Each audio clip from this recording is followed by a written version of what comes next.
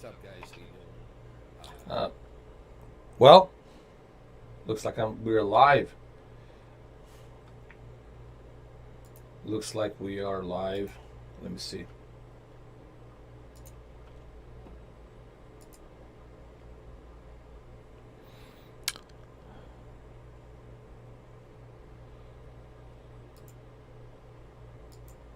I'm just testing. Well, looks like we're live. Seems to be a little bit of an echo. Let me see. It seems to be a little bit of an echo.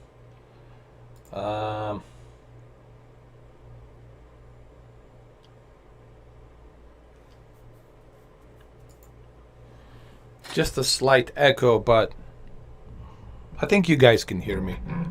I think so.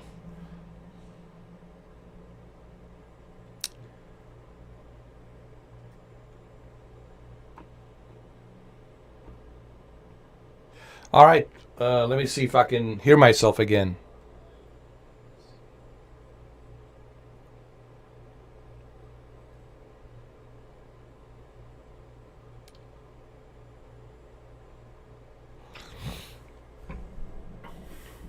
I'm just testing.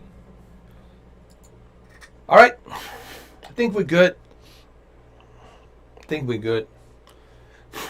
good to go.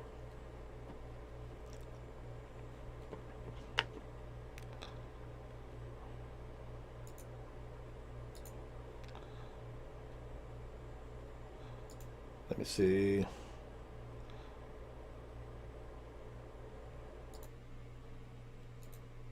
Let me see now.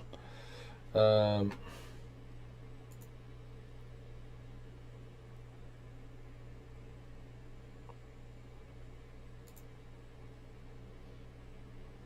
think we're good. We're good to go. Well.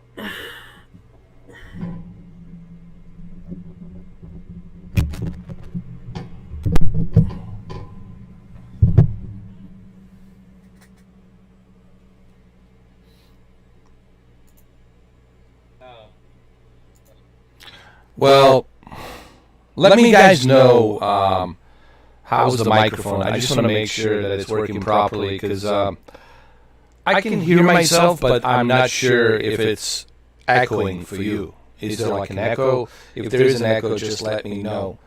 So that way I can kind of have an idea as to what my feedback is from the microphone.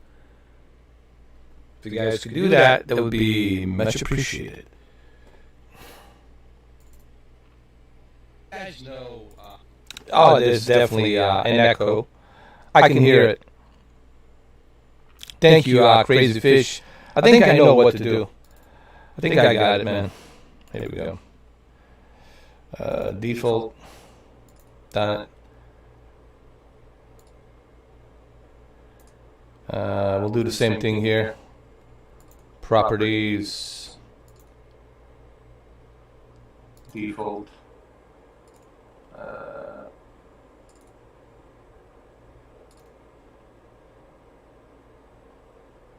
Default. Default. We'll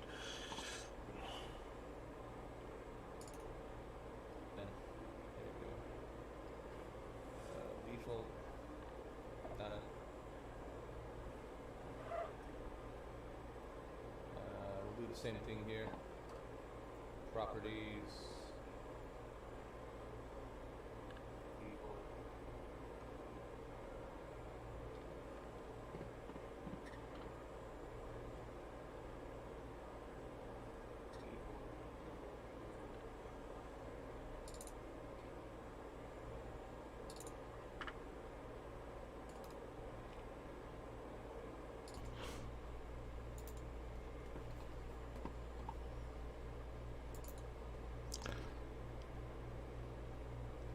Yeah. What about now? Hold on.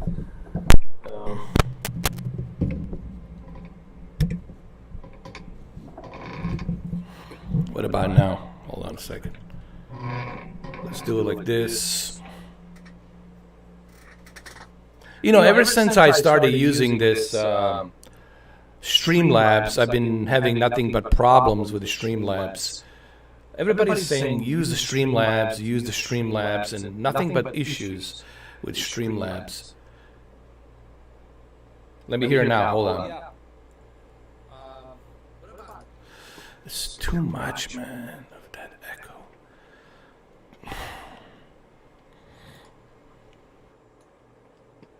Okay, what about now? Right about now. I think now should be good. This Streamlabs is killing me. Streamlabs. More like a shit labs. Come on. What about now? The funk so brava. What about now?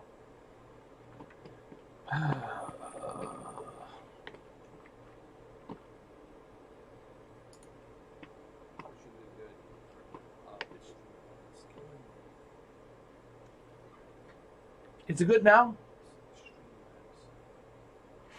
More like a shit labs. Come on. What about now?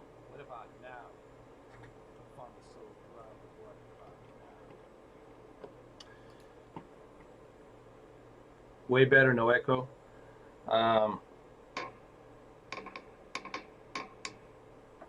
What about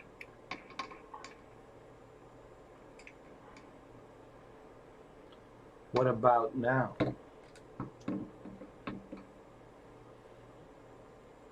What about now, my friend? What about now?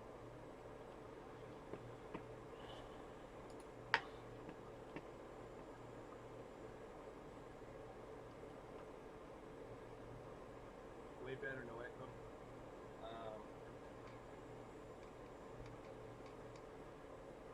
What about now?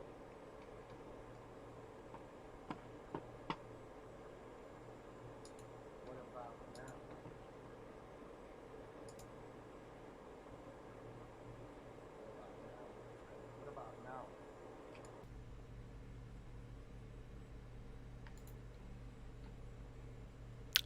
What about now? Dude, this live stream's not going anywhere. This is what happens when you want to live stream and you're using this ridiculous software, Streamlabs.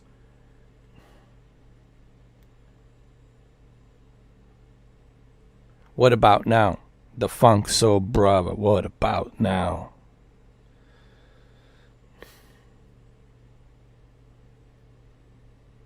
What about now? What about now? What about now?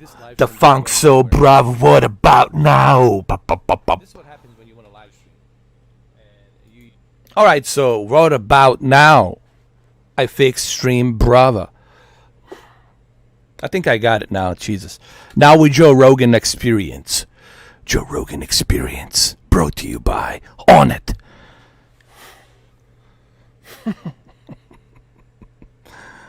All right, now it's good, right?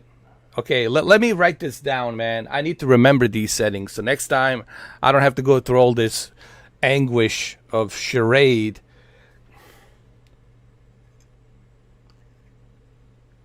I needed an intern, somebody to be here. I need somebody like Jamie. To have Jamie in the studio. Just so he can adjust the microphone and everything, so I don't have to go through all this anguish. Hold on.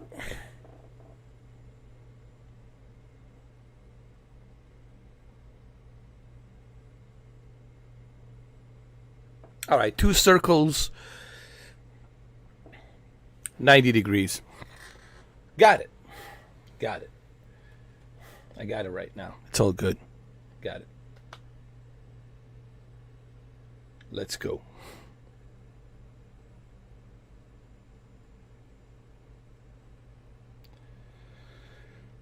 No, that was me, actually. The double time, that was me listening to myself.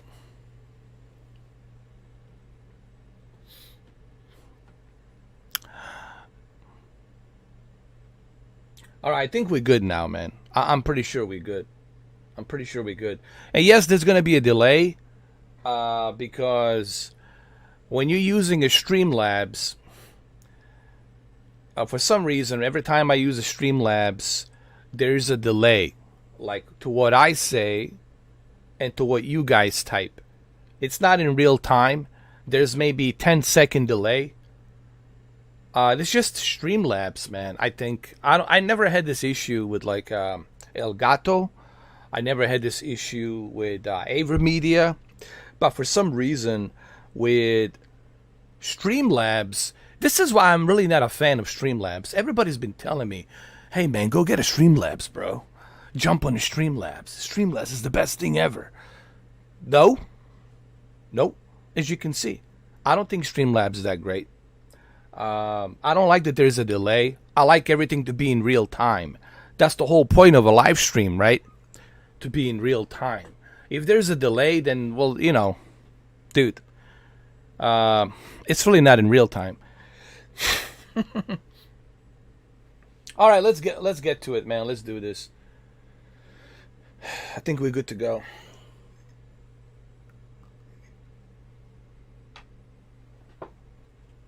Let's taxi out. We got everything ready. Steady.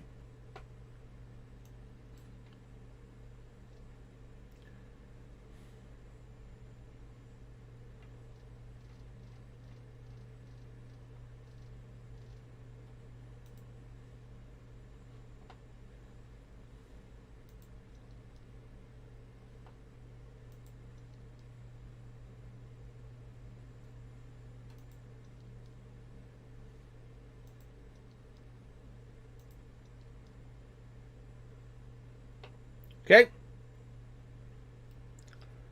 Well, we're good to go.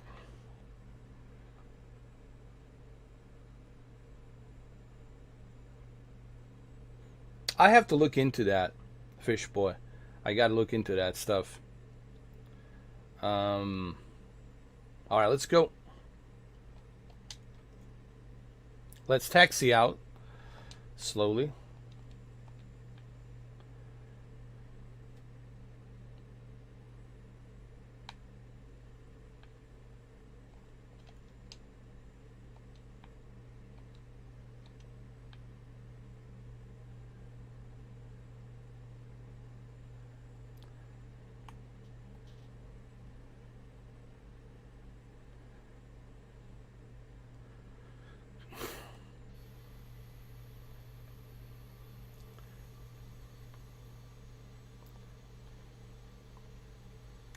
We are in Los Angeles.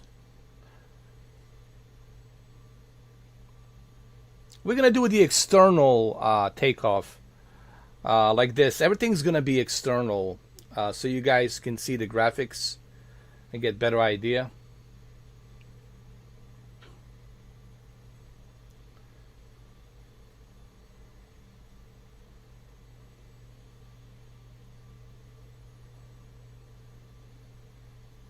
We were flying with a Delta.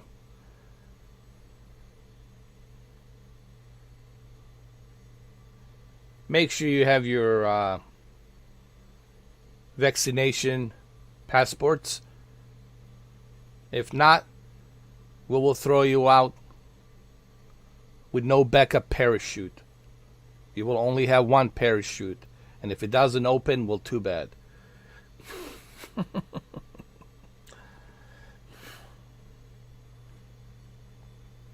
This is all me controlling it.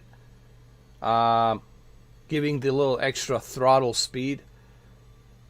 We're going to align right here and get ready to take off.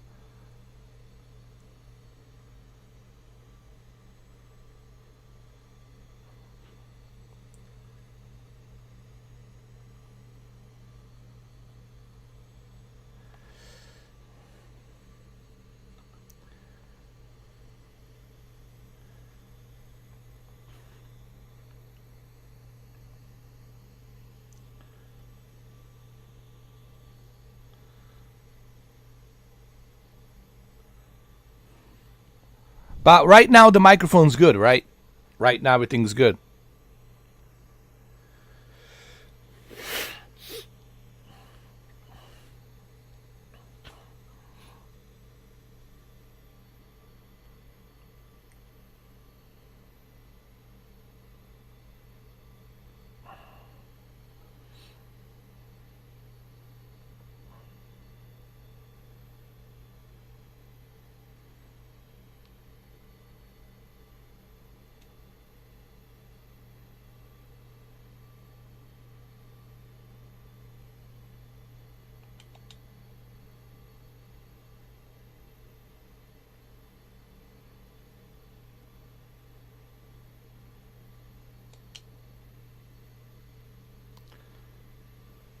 Okay, we're all positioned here. Everything seems to be good. Everything seems to be good. Legit.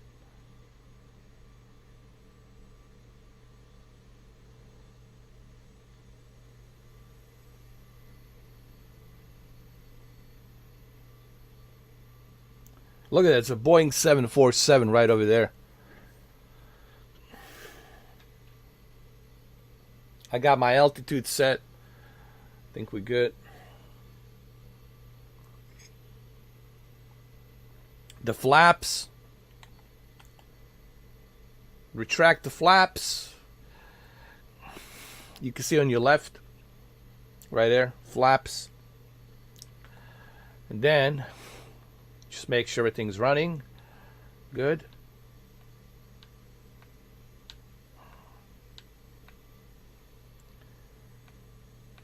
Good, good, good.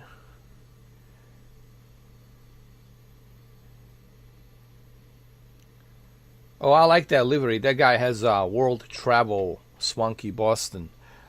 Hey, what's up, bro? You're gonna be on a channel now. You're gonna be on a video. I hope he's not gonna taxi out next to me. I'll let him go first. I'll let him go first. Bro, you go first. You go first. Go ahead, Swanky Boston. You go first. You got a big ass fucking plane. You go first, man.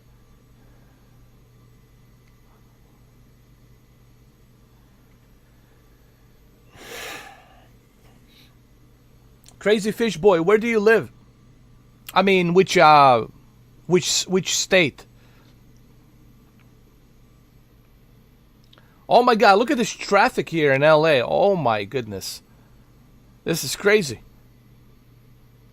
Look at this. This is crazy.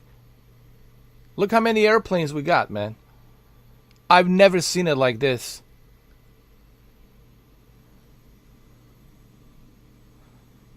Yeah, go first, World Travel. Go first. Sweeky Boston, you go first, man.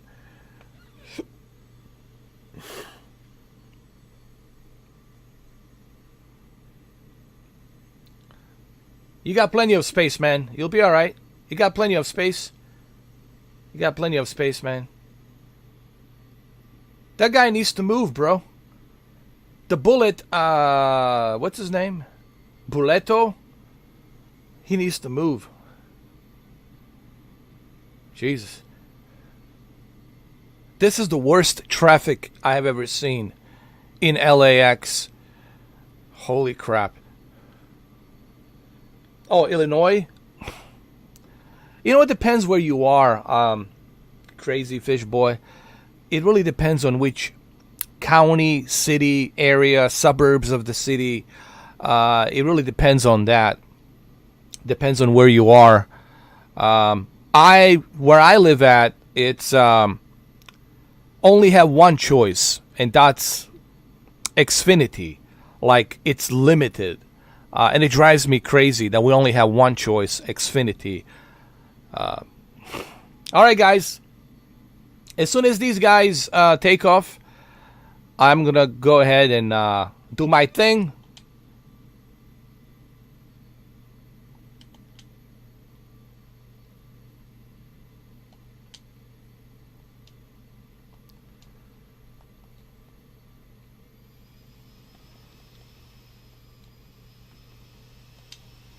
Here we go.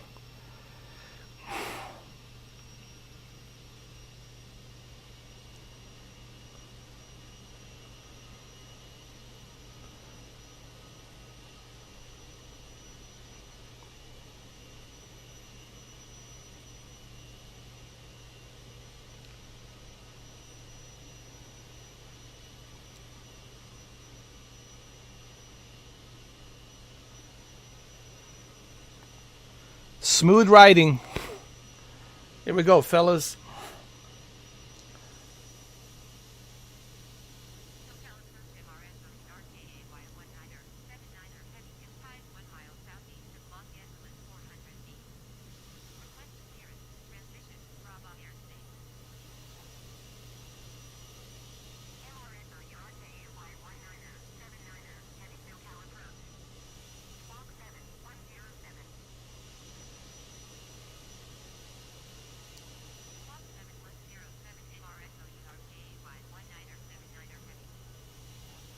All right, we're gonna do a little bit of a passover by downtown LA. We're gonna fly around downtown LA a little bit since we're here. We're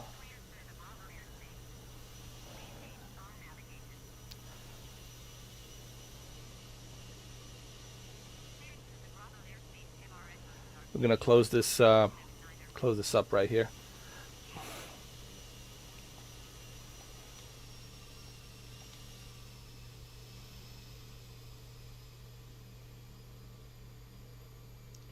We're going to Yosemite, El Capitan, Yosemite. We're gonna go up north, but before we go up north, I just wanna show the downtown LA as we're approaching here. There's a Santa Monica airport. I think that's Beverly Hills right over there, West Hollywood. Downtown LA. See how far the downtown LA is, bro? It's right over there. Way far away from LAX. You got a long way to go, man, to downtown Los Angeles from the LAX. And then we're going to continue going north.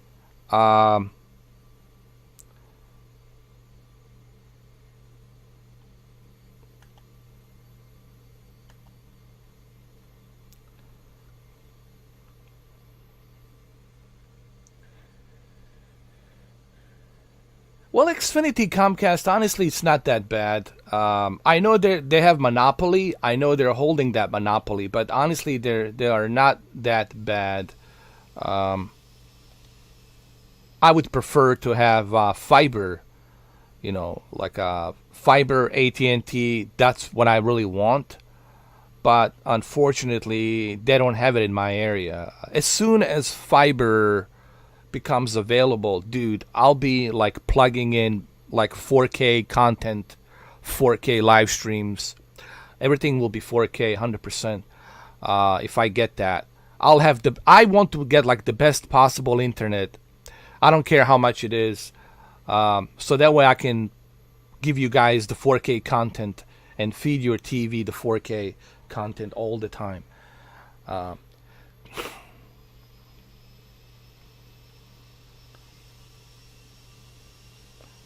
By the way, in real life, if I did this, the couple of F-35 jets would have be right next to me, and they would let me know that I need to go to the airport and land the airplane right now. And they would tell me that I'm grounded and that my pilot license is revoked. That's basically what would happen if I did something like this, because you're not supposed to do it at this low altitude. But I'm doing it for the sake of showing the graphics here. But in real life, pilots told me, if you do this and you're not authorized to fly this low, no airplane, like big one, should be flying this low unless they're authorized for the emergency landing.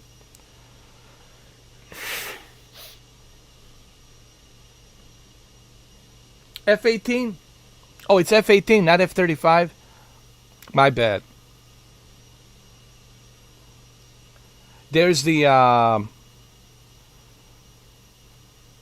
Staples Center and the what you call it, E3 show, right here, right below us, E3 show. There's that Bank of America. There's the tower. I think it's a Bank of America. It's right there.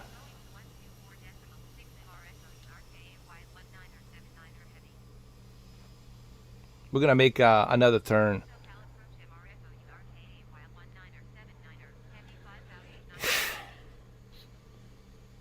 Oh, F-22?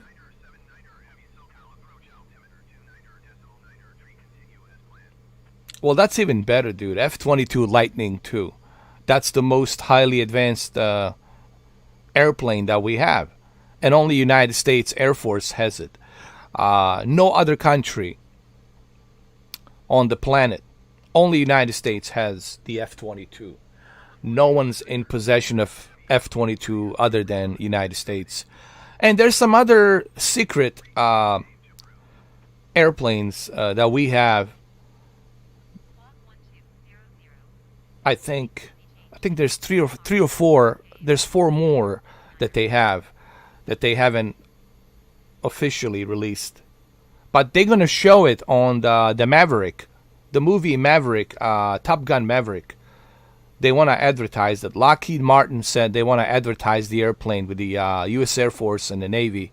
They want to advertise this one airplane. They haven't said the name, but it's like a supersonic airplane. They want to advertise it with Tom Cruise and Top Gun Maverick. And also they want to use the movie to recruit more cadets. I'm sure the movie will recruit more cadets.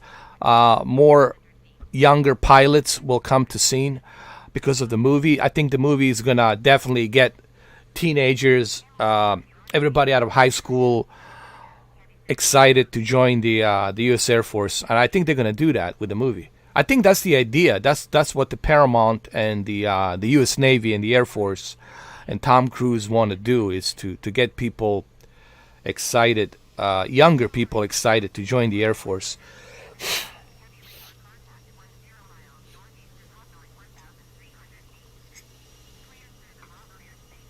All right, let's go to Yosemite. Let's go to North California. North California.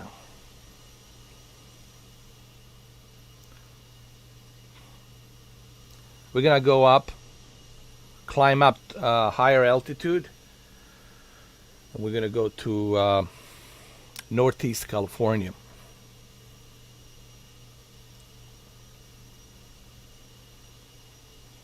No, I don't blame them. I think it's great, man. I love it. I think we need more recruits.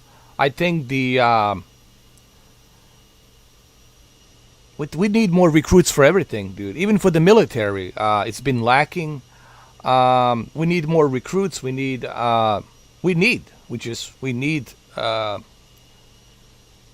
more younger people to join the Air Force, man, and other military branches. I don't blame them at all, dude.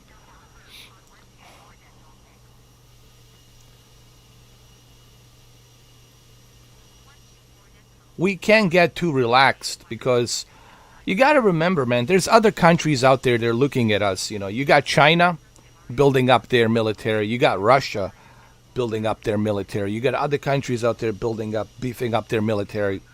We have to, we have to keep up with them. We have to stay on that, on that algorithm to let them know that we're still the superpower. And look, we are still the superpower, okay? Don't get me wrong. But we've been kind of lacking. We need more people to join, and that hasn't been happening. Everybody's, soy soft, soy boy, mama's boys, whatever. We don't need any mama's boys. What we need is the father's boys, the general's boys. We need like tough as nails, is what we need. But this is what I've been told, man, from other military branches. They told me that it's been pretty dry. Kids are overweight. That's the issue, man. Honestly, it's not that they're not getting decent amount of recruits, but they told me that they have to turn down certain candidates because they're too overweight. There's a really a big problem with the obesity, man, in America. Poor diet, people eating all kinds of crap. That needs to change, man. Poor diet, diabetes, kidney failure, all sorts of liver problem, a lot of alcohol drinking. Even Tim Kennedy, Special Forces, Green Beret, U.S. Army Special Forces, Tim Kennedy from Texas, even he talked about, like, it's really bad. Like, the diet is not good. Kids are eating all kinds of crap. They're not exercising enough, and that's not good, man. It's definitely not good. You look at these other sons of bitches. You look at Russia. They're built like fucking tanks. They're like a Terminators, built like a Terminator. You look at other countries, you know, we have to really get our shit together, man.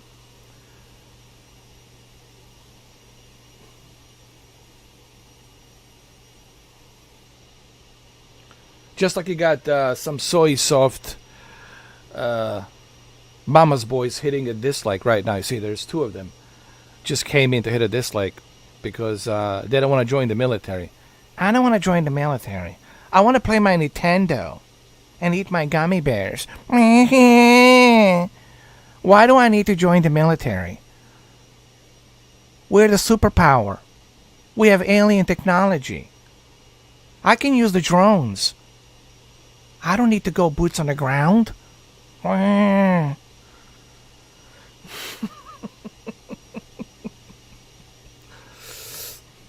That's the attitude. You cannot depend on technology to save you.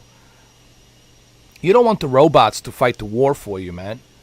What are we going to send? Robots?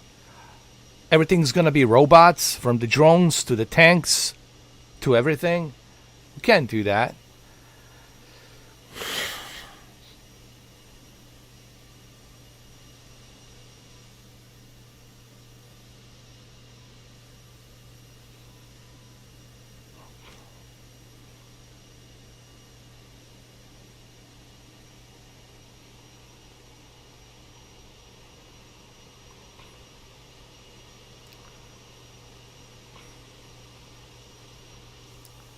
All right, so we're going to Yosemite, Northeast California. Hold on a second. Someone's calling me. Hold on a second. I'll be right back. Somebody's got to call me when I'm doing live streaming, dude. For real. For real. It better be good. It better be good.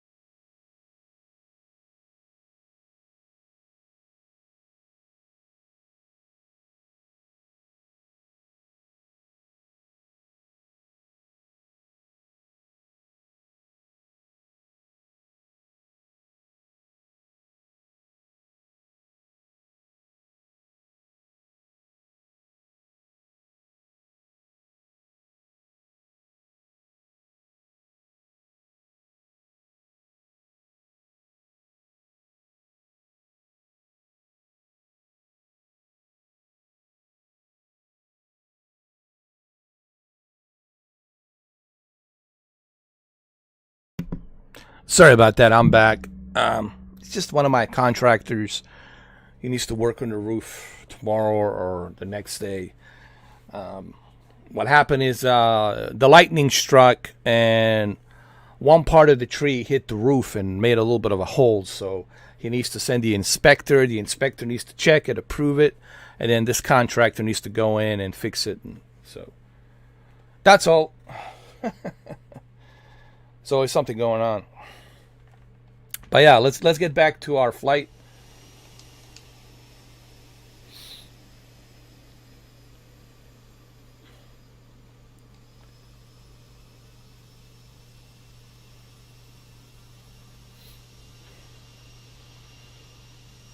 Air Force needs pilots, man. I don't trust drones. I don't trust somebody with a joystick behind a computer. I trust a pilot who's there up in the air, clearly can see what's going on, knows exactly what's happening down on the ground. So you're always going to need pilots. Pilots, because you got a human that's determining, okay, wait a minute, we got some activity here, blah, blah, blah, blah. Maybe we shouldn't be bombing this site here. Let's do some more recon on it.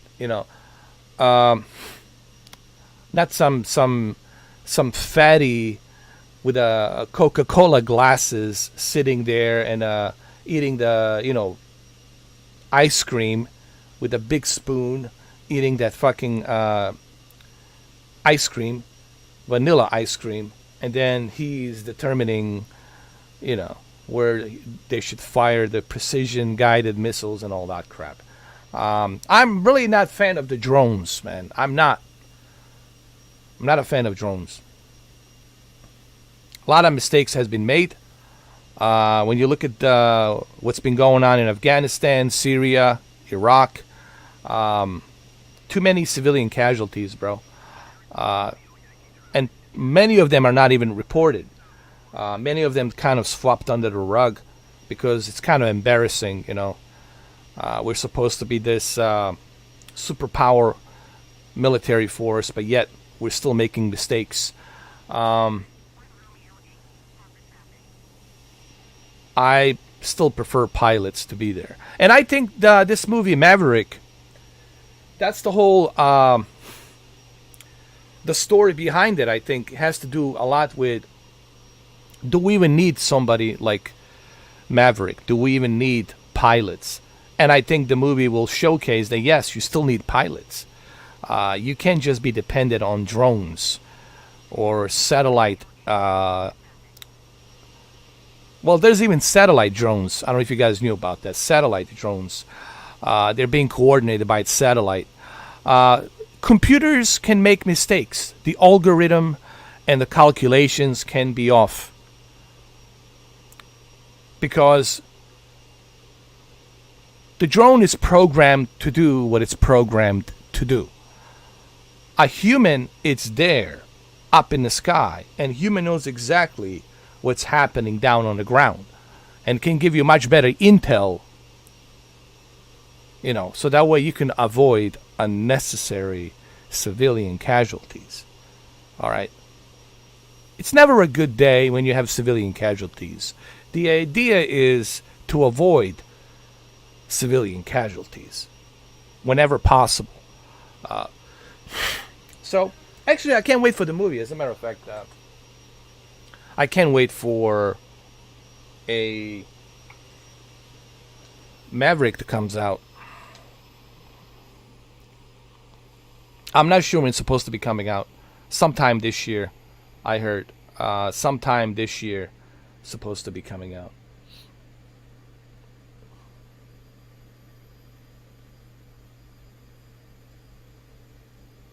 What's up, Isaiah? How you doing, bro? Let's fix the weather, dude. I wanna get the weather. Hold on. There's a couple of things I want to do here.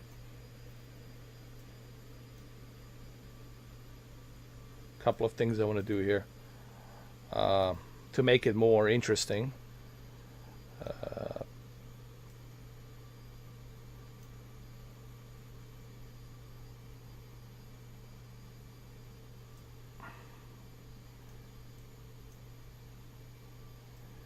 There we go.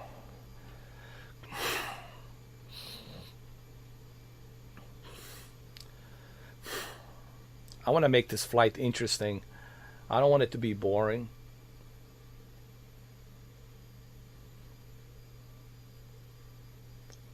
Avatar is coming out next year, December 2022. I think it's December 2022.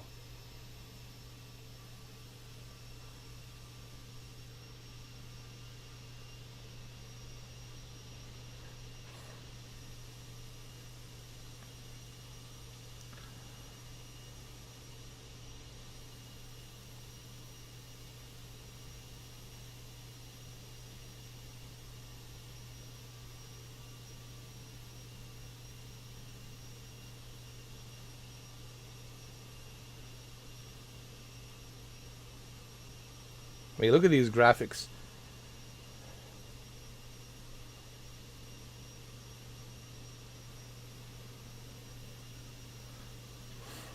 I haven't seen you in a while, Isaiah.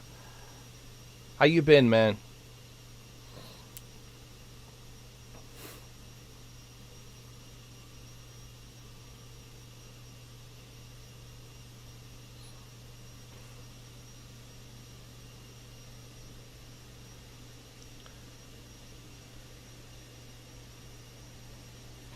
There we go. That's better.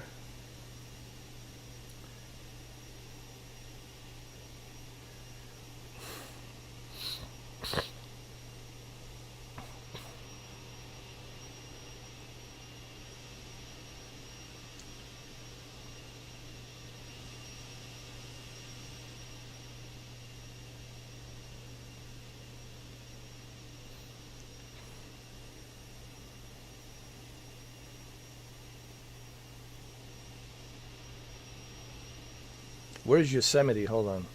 Yosemite. It's right there.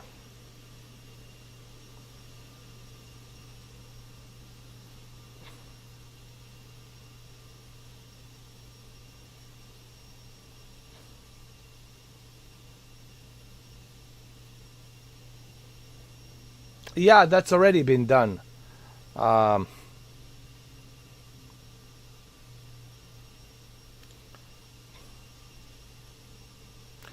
I think they want to put Idris Elba. I think Idris Elba will do a great job, man. He definitely could fit the bill to be the James Bond.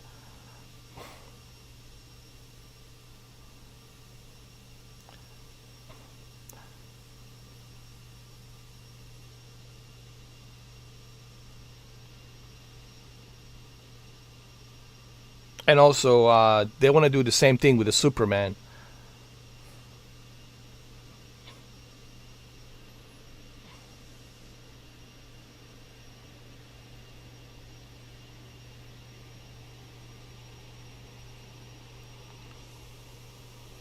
Now, just to be clear, I have no problem, you know, having a black person play uh, James Bond or Superman, okay? Or even a Latin Spanish person playing a James Bond or Superman. But here's the thing. Here is the thing. Then it pretty much changes the entire universe of the comic book. You know? That would be like a white guy playing a Black Panther. I have a question for you, black guys. What if Matt Damon was playing a Black Panther? How would you feel? How would you feel?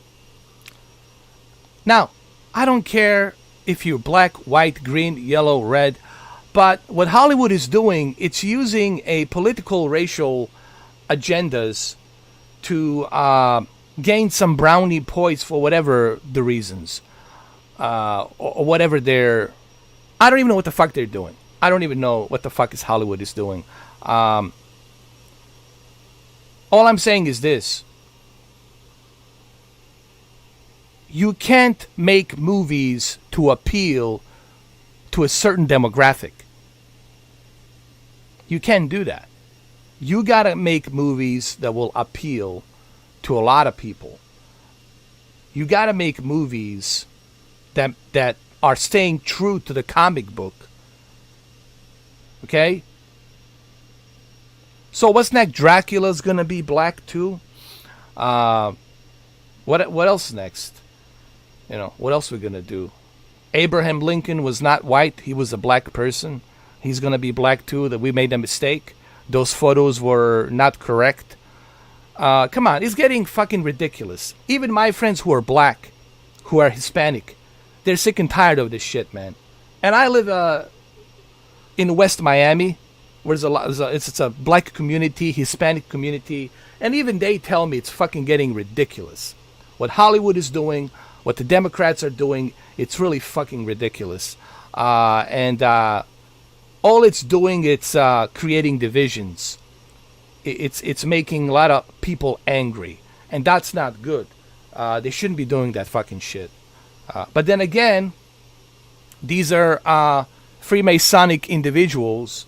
These individuals don't care. They don't care about you. They don't care about your skin color. They only care about their agenda. Do you understand? These Democrats, they're devilcrats. They're satanic. You remember this? Remember that? Remember this?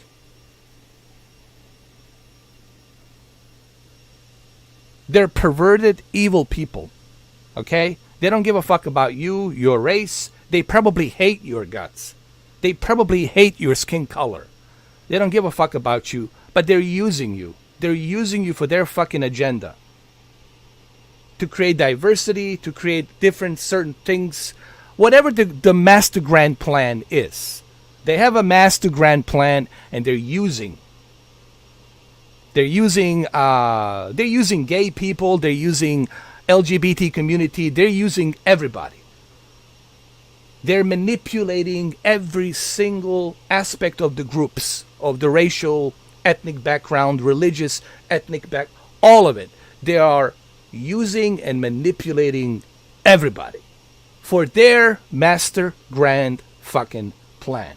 And you guys are just playing right into their fucking plan. You guys are playing right into their plan. It's pretty fucking sad. You know, that you guys cannot see what the hell's going on. It's pretty fucking sad. And I think it's too late. I think the damage has been done. I think the fucking damage has been done. The damage has been done. You cannot stop this. They won. Hold on. Hey, my Freemasonic friends. Congratulations. You did it. All you Luciferian fucking shit. You got everything. You control everything now. What's the end game? I don't fucking know. I don't know. What's the end game? I don't fucking know. But it doesn't. But I'll tell you what. Whatever the end game is, it's definitely not going to be anything good to benefit us, the regular people who just want to live life, who just want to enjoy life for fuck's sake. We just want to love and enjoy life. I guarantee you, whatever the fucking end game is that they're creating, it's not going to be good for us. It's going to be good for them and their elites, Masonic friends around the world, but it's not going to be anything good for us. 8 billion people out there who are going to suffer through some pandemic or some virus or some whatever the fuck is that they create next. We're going to suffer. They're going to be sitting out there on the fucking top of the pyramids like they've been sitting on the top of the pyramids for fucking centuries. Guys, you got to wake up! Wake up! Even Dr. Disrespect got banned out of Twitch by saying to everybody to wake the fuck up. Even he couldn't hold it anymore. And Dr. Disrespect has money. Dr. Disrespect has money. He lives fucking large in San Diego.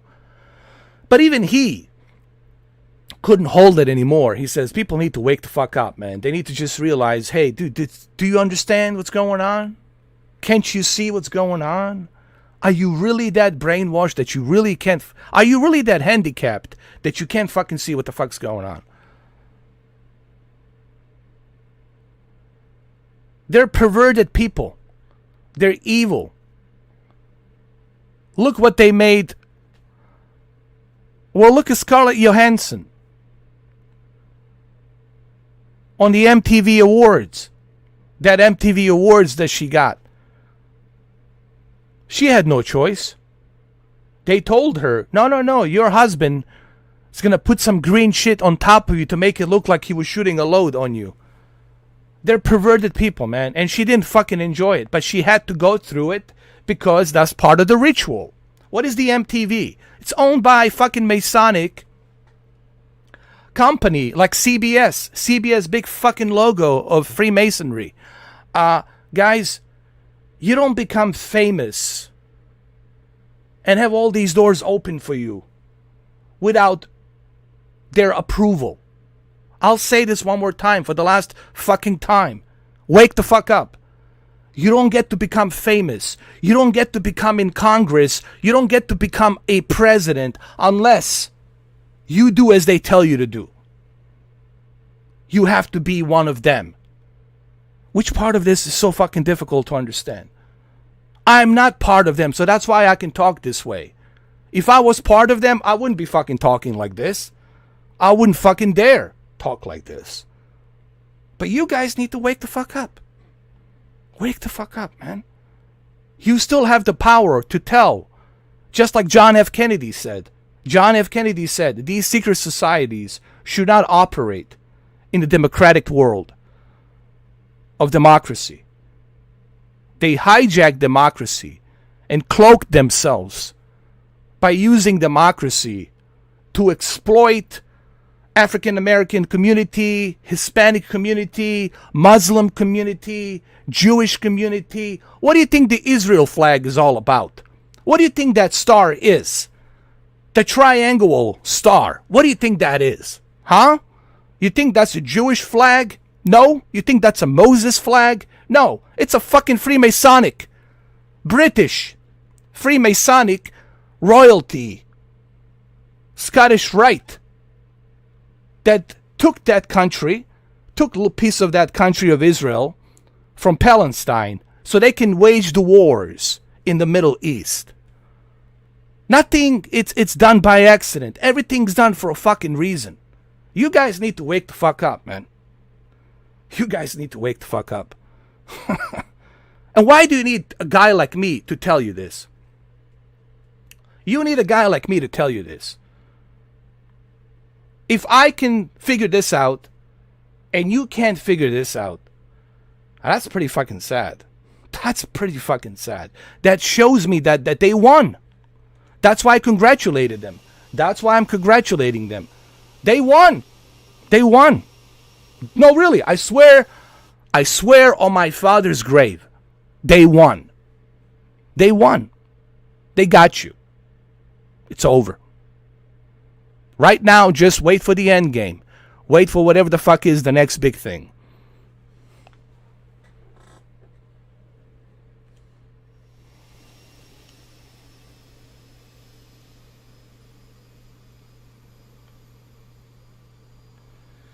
But anyway, moving on.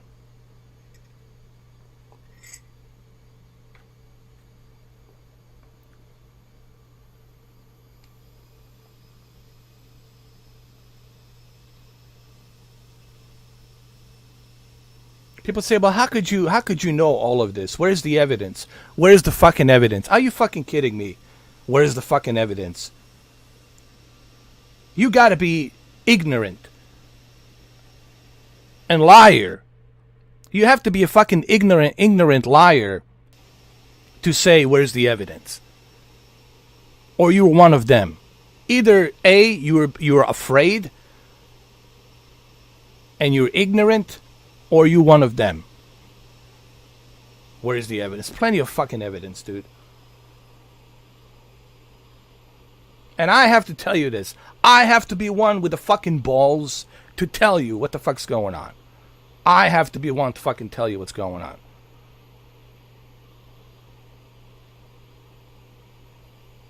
But it's too late. They won. They got everything. They control everything. They control the justice system. They control the all the important agriculture. They control everything. What the fuck you gonna do? Whom you gonna fucking complain to? They control everything. The banks, they print the money. The world leaders, they're all Masonic.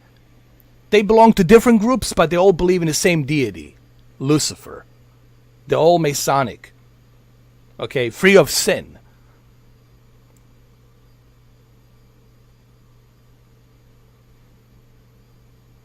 So they control everything. What are you going to do? Science, they control the science. Technology, they control technology. Movies, music, sports, tech companies. Well, look at the Google 666. All the tech companies controlled by them. You think they're going to let the Silicon Valley do what the fuck they want to do without their approval? Are you fucking nuts? Are you mental? No, nothing goes by without their approval. Has to be fucking approved by them. So, they won. Congratulations. They won. So now enjoy the show. Enjoy the perversions, enjoy the sexuality, enjoy the violence, enjoy the rituals, enjoy the new conflicts and wars, enjoy all this crazy shit. You got it. Have fun. Anyway, moving on. We're going to Yosemite. Yosemite!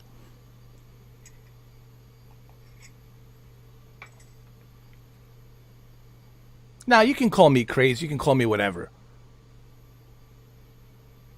But you know what you see, and you know what you feel. Forget about me. You can call me whatever the fuck the name you want to call me. Doesn't fucking matter to me. You know how you feel, and you know what you see, and you know what you're experiencing out there. Okay? You know exactly what the fuck you're experiencing out there, and you know exactly what you're seeing out there. I don't need to fucking tell you shit. Now, if you are afraid and you don't want to say anything because you don't want to lose your house, you don't want to lose your job, that's a different fucking story. Okay? Then you're just a pussy who's afraid. That's it. You can tell your grandkids on your tombstone, I was a pussy who played along to get along. I was a pussy. I was a pussy. And I went down the grave as a pussy. You know, that's the problem with the people these days. No one has the fucking balls. Everyone's afraid. This constant fear. As if you're going to live forever. You might get hit by a car tomorrow, dude. You could be in the wrong place at the wrong time. Afraid. Afraid of dying. I know I'm going to fucking die. That's part of life. You live, you die. End of story. Moving on. But you gotta have some fucking principle in your life, man. You gotta speak out. You gotta say, fuck this shit. Fuck these guys. Fuck these rituals. Fuck these evil motherfuckers. I don't agree with this. I am against this. I'm not okay with this. I'm not comfortable with this. But I don't see anybody doing that. Everybody's just sitting on their fucking ass, picking their fucking nose, watching the fucking baseball games and just, yeah, man, I'm afraid, man. I'm afraid. Generations of pussies, bro. Generations of pussies. Anyway.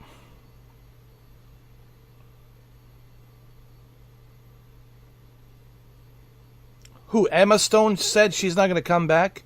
Good for her. Good for her. Good for her. At least she has the balls.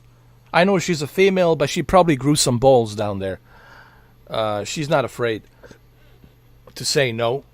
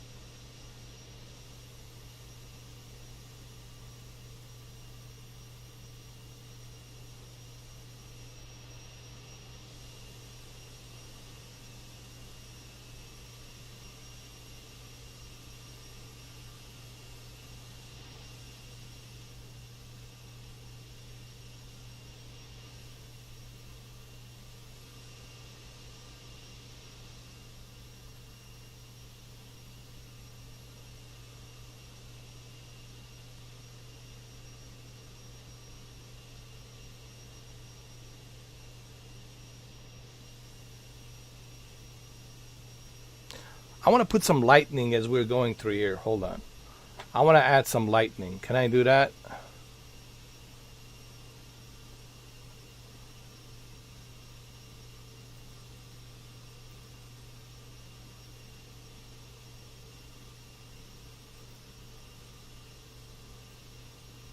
Here we go.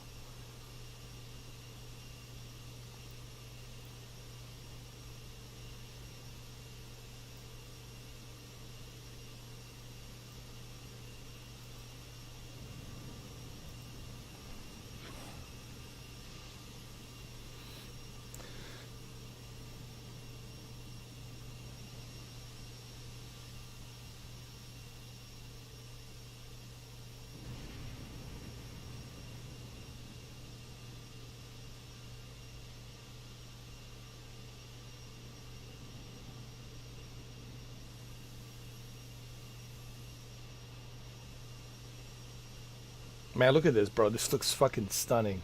Look at that. Look at the density of the clouds and how beautifully that's being rendered. And I'm doing this with a 2060 Super. 2060 Super, bro.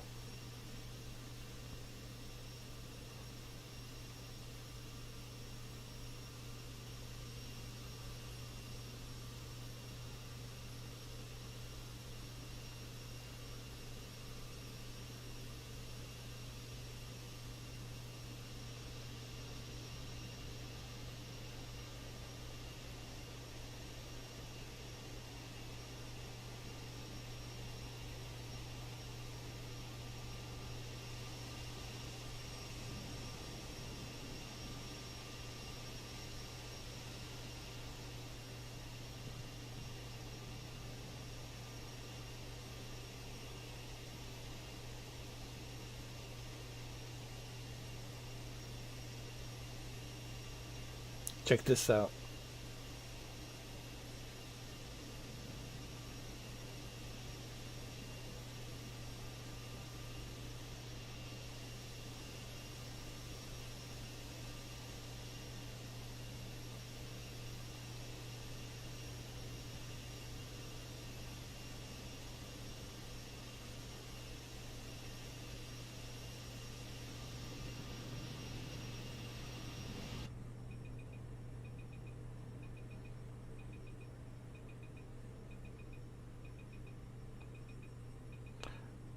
I don't know if you guys can hear my computer. My computer right now, it's like a Boeing 737, bro. Big time.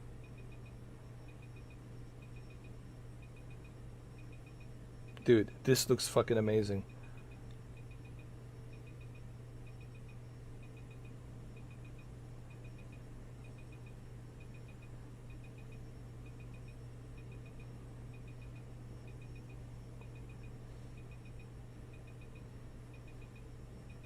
Hey, how's the quality, guys? How's the quality on the video, on the stream? Because I'm kind of curious to see how good it is. And does it look good?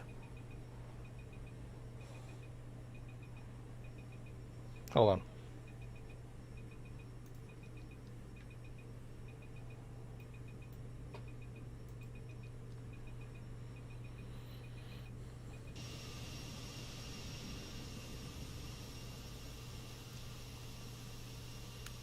And look at the detail down below, man. Look at that. Look at all that detail down below.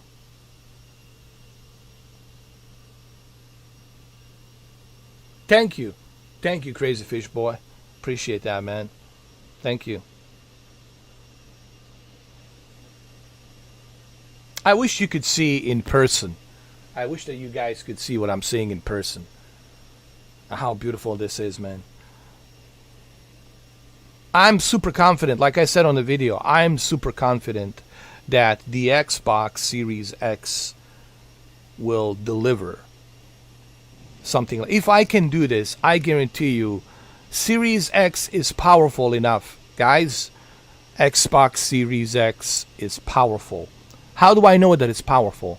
Because it has very super fast memory bus speed, 16 gigs of that memory bus speed. GDDR6, and I know with that extra teraflops, 12 teraflops, I'm pretty confident that without a doubt. But it's going to be a dynamic resolution, guys. We'll be looking at something like a 1600p upscale to 4K, and listen, 1600p It's pretty good, actually.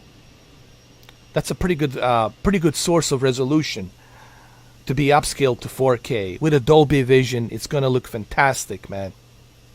I'm telling you guys, it's going to look fantastic.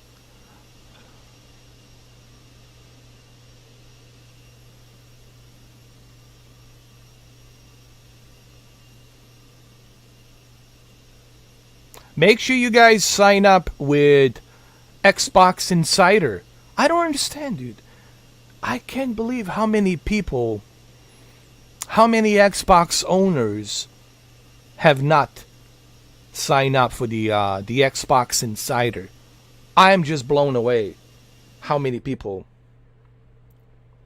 Oh, come on. Don't do this to me now. I'm blown away how many people have not signed up with the Xbox Insider. Xbox Insider, dude. That's how you get the goodies. That's how you get all the extra cool stuff to check out, to see. And with the Xbox Insider, you could be among the very first to try Flight Simulator 2020 once they release the beta. And I'll be the first one to sign up, bro. One of the main reasons why I got the Series X. One of the main reasons, honestly, why I got the Series X, it's because of the Flight Simulator 2020. Imagine how beautiful this is going to look on the OLED C10, C1, G1 with a Dolby Vision. Stunning. And if they can squeeze the ray tracing, if they can somehow squeeze the ray tracing, it's going to look even more ridiculous and amazing.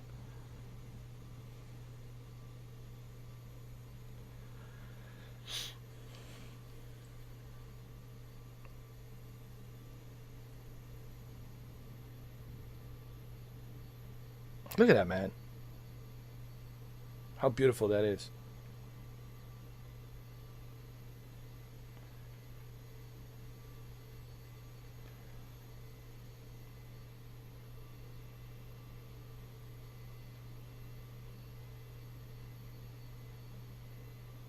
Let's do a Michael Bay close-ups.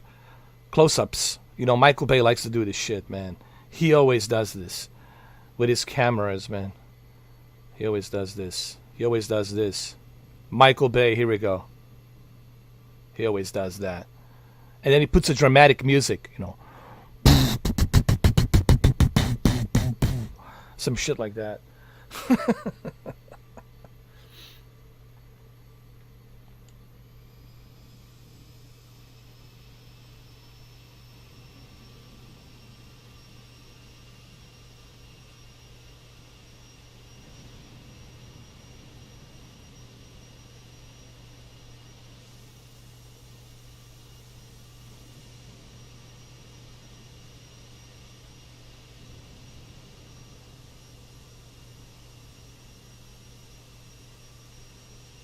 So what do you think, Crazy Fish Boy? How's the graphics? Your honest opinion. What do you think? Are these the worst graphics you ever seen?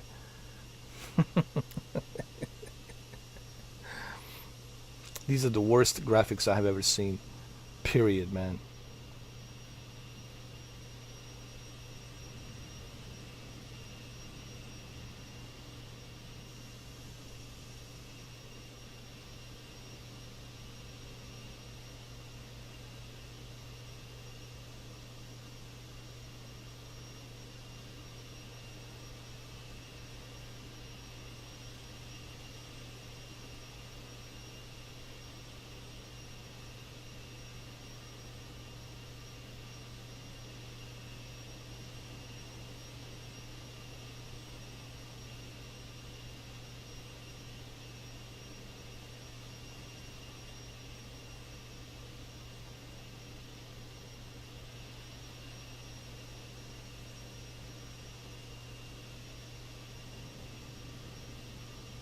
You guys know where we're going, right?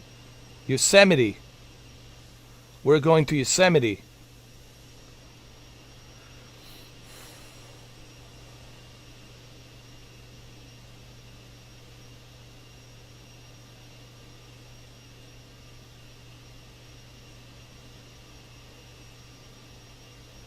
Yeah, man, it's unbelievable.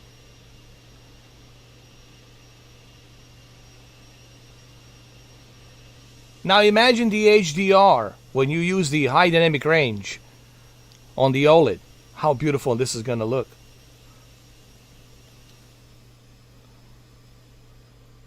Yeah, I can zoom in. Look at that, bro. Look at that.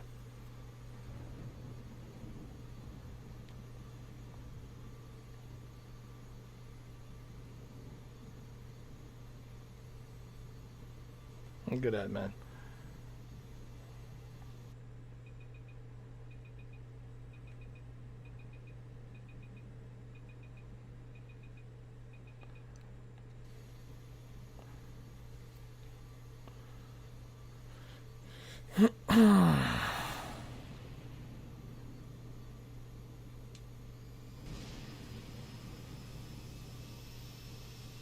Who brings you the content like this? I bring you a content like this.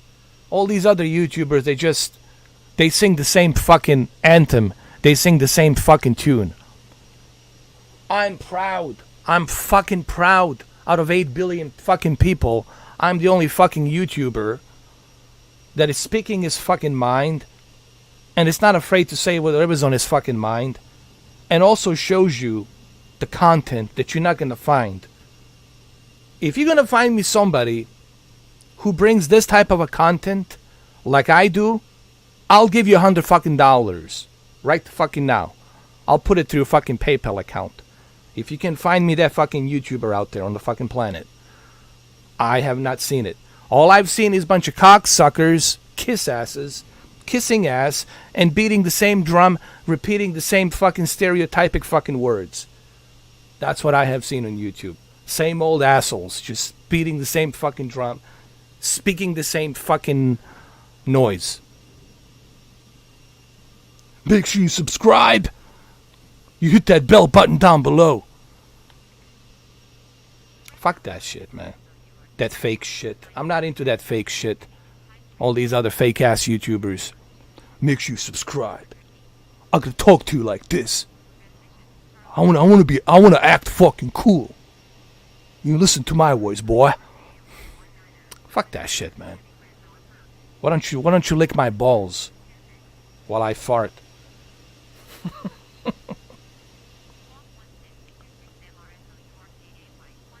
I really can't find a single YouTuber out there where I can say, hey, dude, this is a YouTuber I like.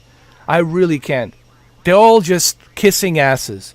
They're all just sucking up to one another, man. It's like watching a whore, bunch of money whores, bragging about who made more money.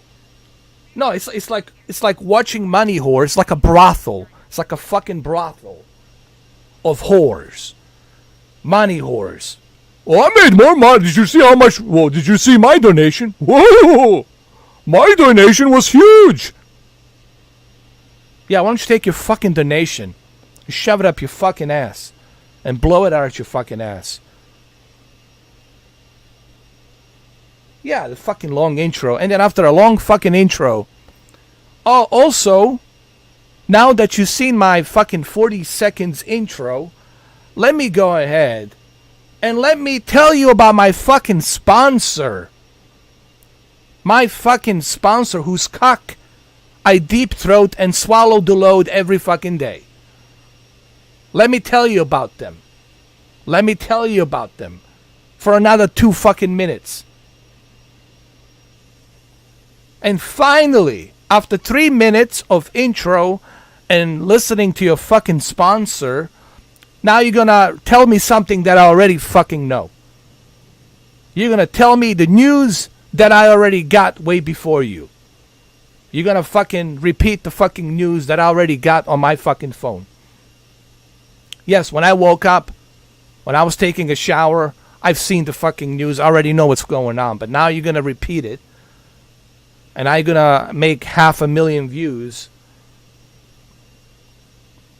Just so your sheep can hear your voice.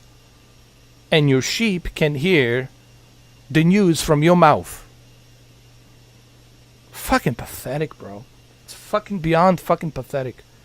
I really can't find a single YouTuber out there I could say, hey, this is the guy, or this is the individual, this is the person that I could support. I can't. If you guys know a YouTuber out there whom I can support, or somebody you want to recommend, please let me know.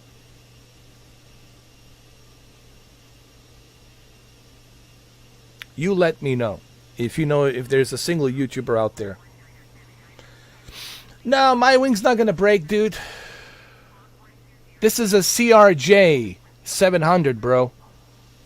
This shit doesn't break. This shit is legit. My wings don't break, dude. That's some soy boy soft ass shit like you that would say. My wings don't fucking break, dude. My wings are fucking hard. Made out of fucking monolith liquid. Fuck the steel. Steel can break. Can still be vaporized. My fucking wings are made out of fucking monolith dark matter liquid. That shit is fucking unpenetrable. You can't break through that.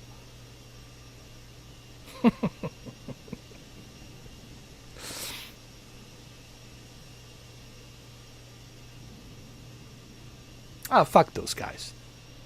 Can't stand them. Especially those hot tub bitches sitting in a fucking hot tub with a bikini. Let me tell you about my day today. Today I had a coffee and I think I broke my polish nail and it was a disaster of a day. I was in shock that I broke my fake polish nail and I have to get a new one. It was a anxiety attack. I had a panic attack. I need to call 911 came in. That called the 911. They came in. They gave me some oxygen and they told me, don't worry.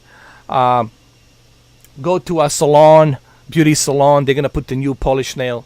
So anyway, I finally got my polish nail and I came back and now I'm in a hot tub and I was very, very glad that I got a $10,000 donation from my simps and I'm very happy. If I could puke like in front of that person, like if I could be there in front of that chick, I would have puked right in front of her. I would have vomited right in front of her. I wouldn't say a word. If that fucking chick was in a hot tub and I was there in that fucking place, I wouldn't say a word to her. I would have fucking vomit right in front of her, right inside her hot tub. I would vomit. Projectile of vomit would be in her fucking hot tub. How pathetic these motherfuckers are. As if it's not bad enough that they're ripping people off, stealing people's money, exploiting this younger audience, teenagers. They're probably using their parents' credit cards, and their parents probably are wondering why the fuck so much money it's being squeezed out of my account. Dude. But why is this allowed? Why these fucking chicks? Oh no, excuse me, not chicks, not ladies. These fucking whores, these money whores. Why are these perverted money whores allowed to do this?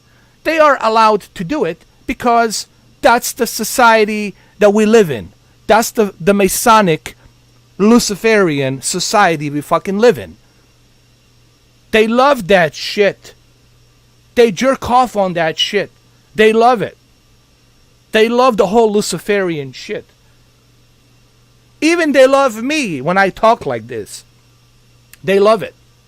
They love that I'm unfiltered. They love that I'm saying all these kind of fucking things. They love that I'm advertising them. They love it. They fucking love it. That's why it's allowed. That's why you see it. That's why it's normal. Because they fucking allow it. They want that. They love it. They love it. They're all about ceremonials, all about, showing the love to the Lucifer. Honoring the Lucifer. How do you honor the Lucifer? Be naughty. Be naughty. Be as naughty as you can fucking be. And you're going to honor him. That's why they're allowing that shit. That's why you can see it. That's why it's there. There's a reason. That's why, dude, I told you I used to take care of I used to drive back in what was it? From 98 all the way through 2002. This gentleman, Dietrich, whom I found out was a 33 degree Freemason. Forgot which lodge he belonged to. I can't remember which lodge, but it was one of the lodges in Washington, D.C. And he was in Utica, upstate New York. This guy, Dietrich. He told me every time I would drive him in that Rolls Royce that he had.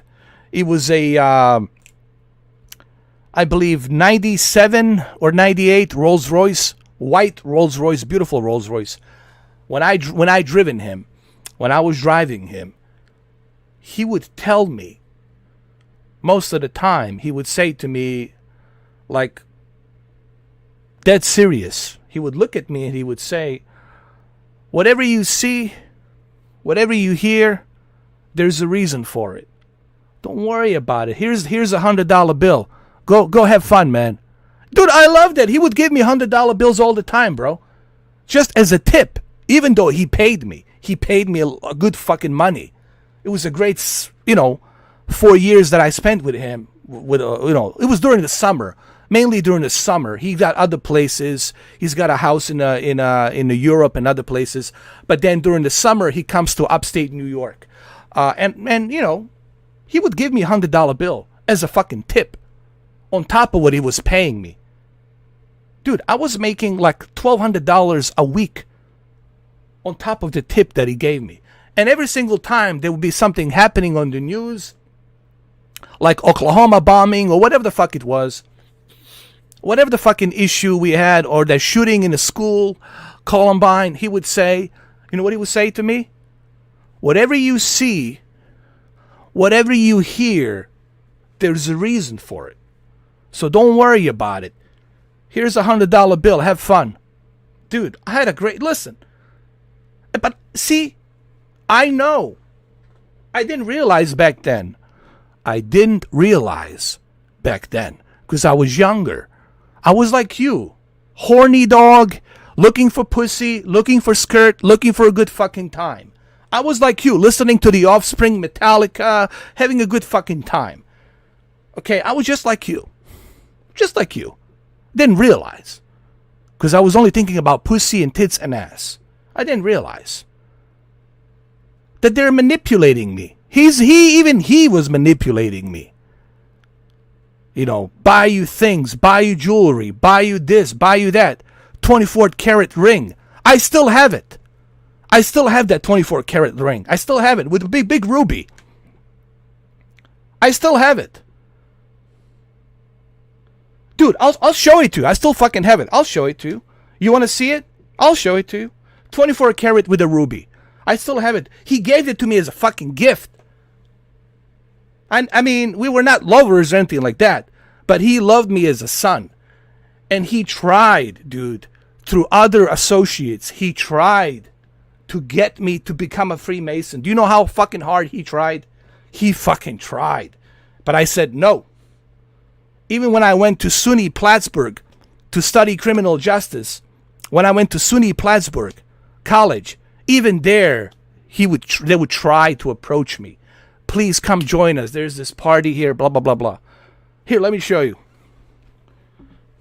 And then we'll continue this flight, just so we can end this whole fucking Freemasonic shit.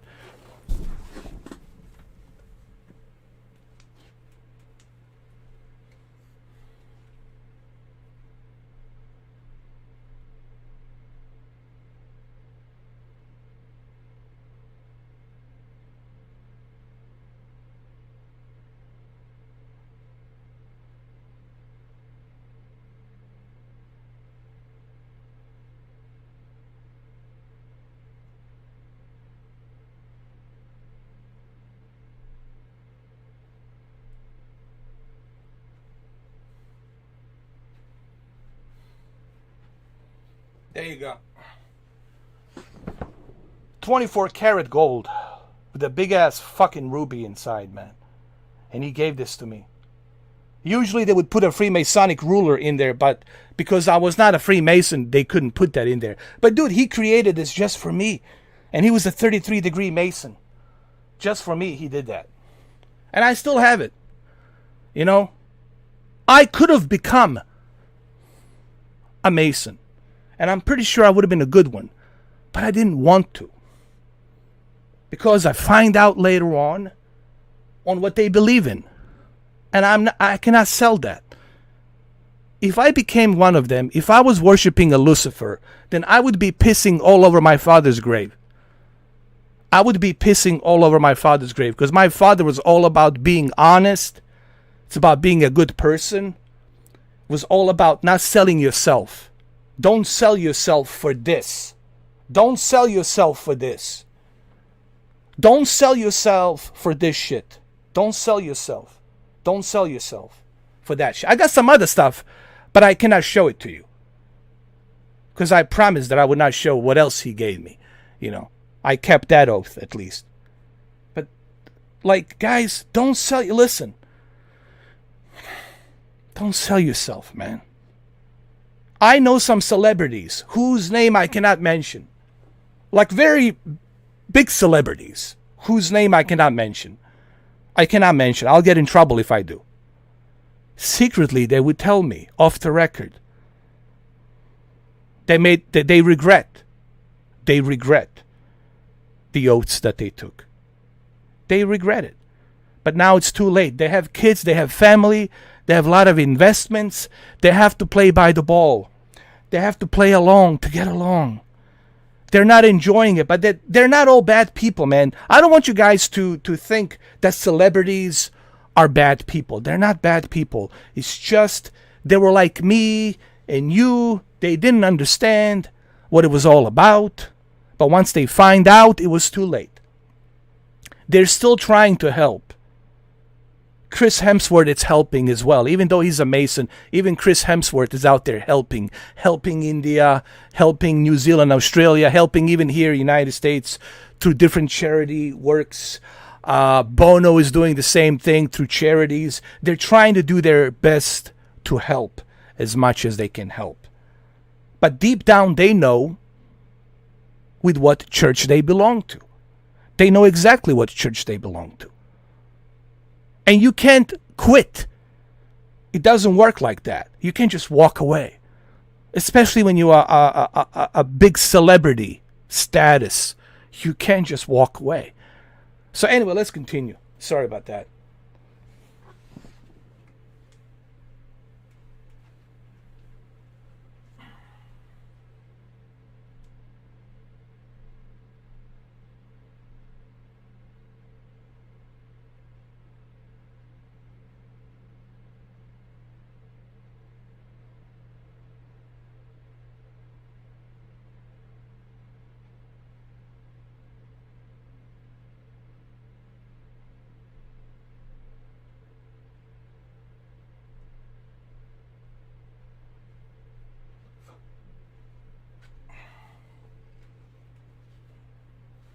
Alright, man, seriously. This is the last time I'll talk about this. I promise. I'll promise right now. This is the last time I talk about Masonic groups. This is the last time I talk about them. Okay? I still have some good friends, and I don't want to lose them. I don't want to lose them. They don't like when I talk like this. They don't like it. And they told me, said, if you didn't have that mouth of yours, you would have been a great Mason. You know, they told me. But because of your mouth, because you can't just you can't keep a secret on anything, you just keep fucking mouthing off all the time. And I know I have a big mouth. But there's something in me that just, I was not built to keep secrets. I'm not built that way. I was always honest. Dude, my entire life I was always fucking honest. I wasn't built to lie. I wasn't built that way. And this is the last time I'll talk about them. That's it. Let's go.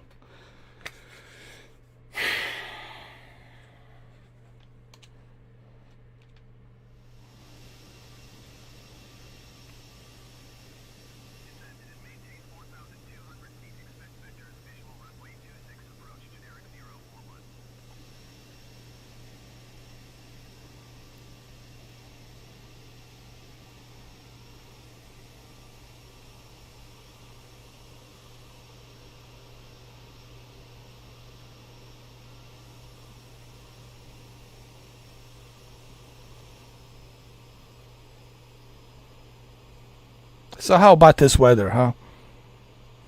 Let's change the subject.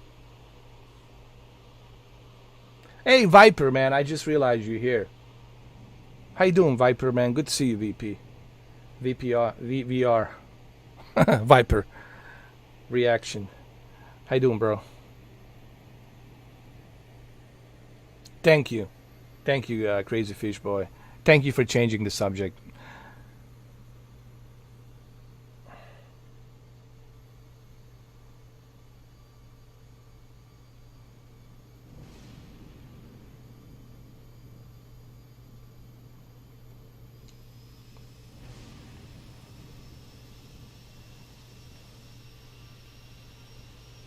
Now look at this. This is crazy. Look how beautiful this is. Now imagine what they're gonna do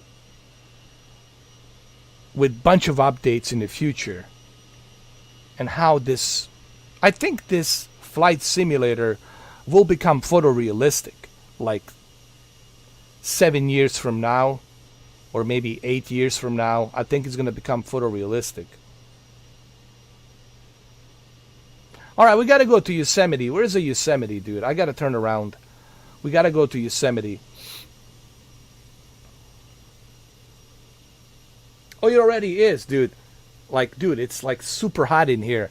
In my office, in my studio right now, it's super hot, bro. Because my computer, it's like a space shuttle, dude. Forget the, I wish it was a Boeing 737 or 777 or 747. This thing, it's like space shuttle, bro. Space shuttle.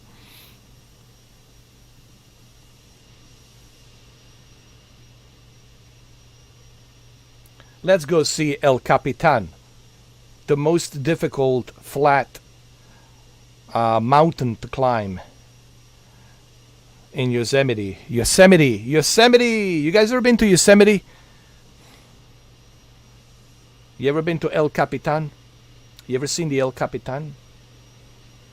El Capitan. El Capitan.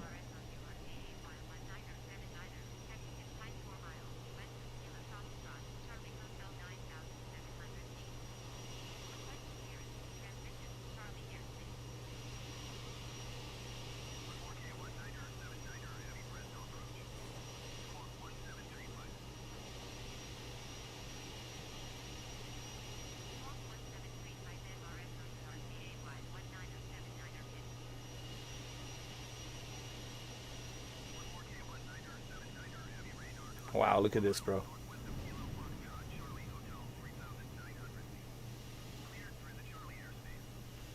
Imagine this on your Xbox. I think this game will be a testament to PlayStation 5 owners how powerful Series X is. Now you add Dolby Vision. Imagine this with a Dolby Vision on your OLED. Oh, God. Just think about Dolby Vision on your OLED on Series X. Bananas. Look at the cockpit. Even cockpit looks highly detailed, bro. Look at this. Even the cockpit.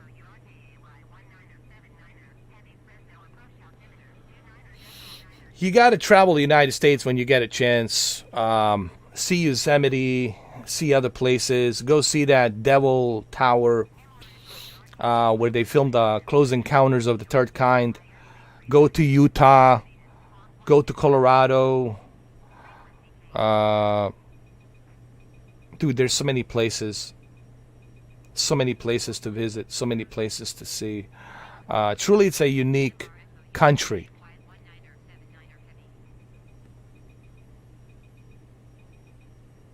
Grand Canyon of Arizona. The Hoover's Dam. I mean, the list goes on and on, man. There's so much to see.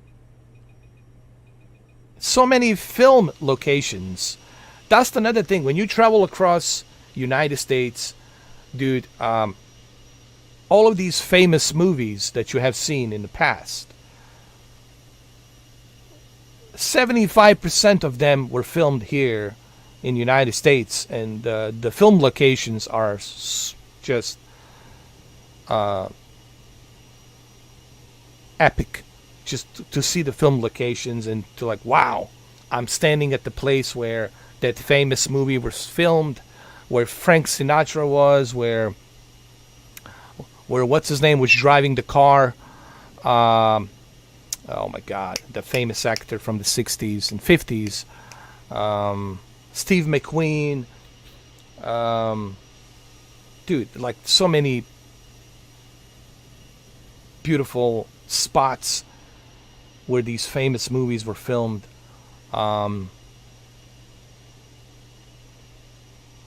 Even when you go up to South Carolina and the North Carolina, The Last of the Mohicans were filmed there on Appalachian Mountains and just south of Asheville.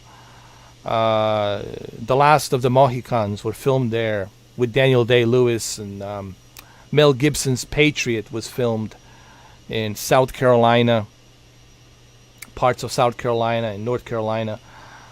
Dude, there's so many movies so many film locations. You know, it's like crazy.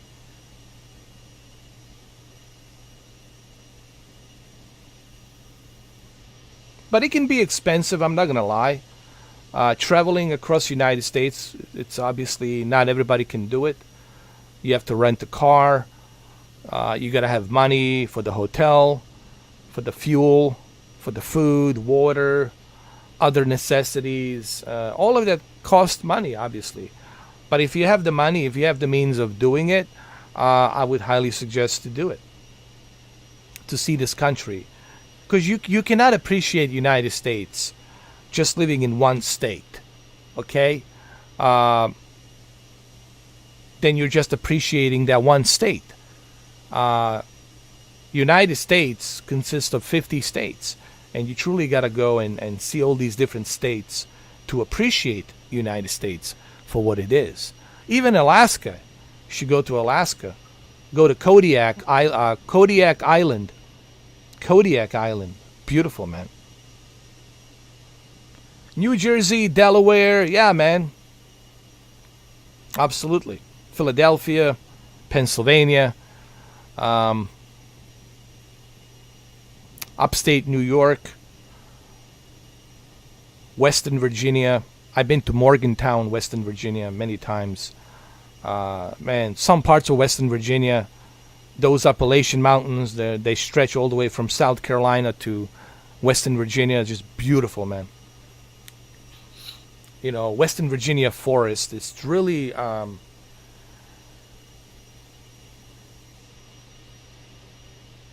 Dude, you can't help yourself but think of like Transylvania. When I think of Western Virginia, I think of Transylvania, Romania. The mountains, the narrow roads, the thick forest, the fucking forest, so fucking thick. It can be creepy at night in Western Virginia, dude. Try and drive around 10 o'clock at night in Western Virginia with these narrow roads through forest, and man, gets fucking creepy. He gets super fast creepy. And I've done it. I've driven, especially when you go through a tunnel, and some of these tunnels, man, takes forever to get out of.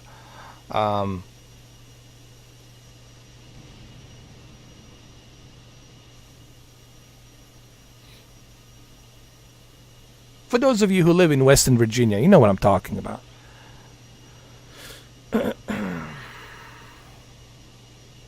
Oh, Colorado Rocky Mountains, nice. Colorado Springs is beautiful, man. Colorado Springs, I have a cousin up there. Listen, there's one place that I cannot handle the winter. That's Colorado, dude. Colorado, like early October, bro, they get snow. Fucking early October, they get snow. Like a 12 feet of snow, bro. It's fucking crazy. And of course, parts of Canada, Alberta, dude, they have snow in September.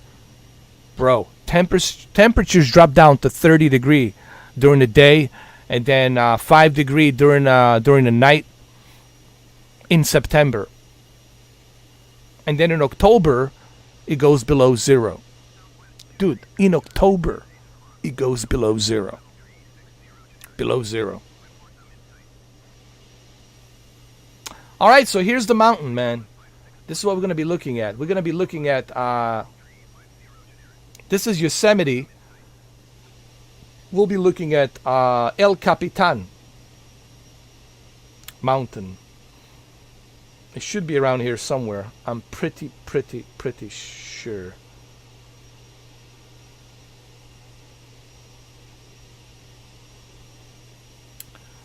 That's where Nikola Tesla used to do the tests. Nikola Tesla had a facility there in Colorado Springs. I think they still have it as a museum.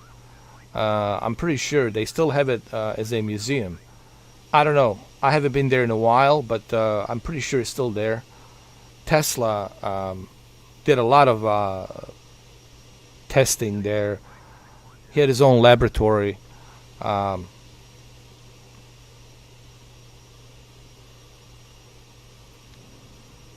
Because he was given all of the access he needs. Like J.P. Morgan, which is obviously the Chase Bank today. J.P. Morgan gave him all the resources, all the money he needs to work on certain projects. So he had like unlimited funds. Tesla had unlimited funds to really to work on whatever projects he wanted to work. And one of the projects was wireless electricity, which Thomas Edison didn't want to hear about. J.P. Morgan didn't want to hear about it because they want to be able to profit money. There's El Capitan. El Capitan. Let's just say it. Thomas Edison and J.P. Morgan were the biggest pieces of shit. They're biggest pieces of shit what they've done to Tesla, man. Tesla wanted to create energy, free energy for a lot of people, man. But these a-holes, they wanted to profit. They wanted to profit money from it. So hell no. What are you doing?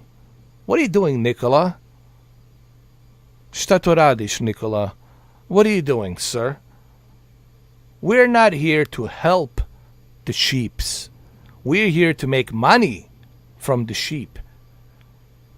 But Nikola Tesla really wanted to do right for the world.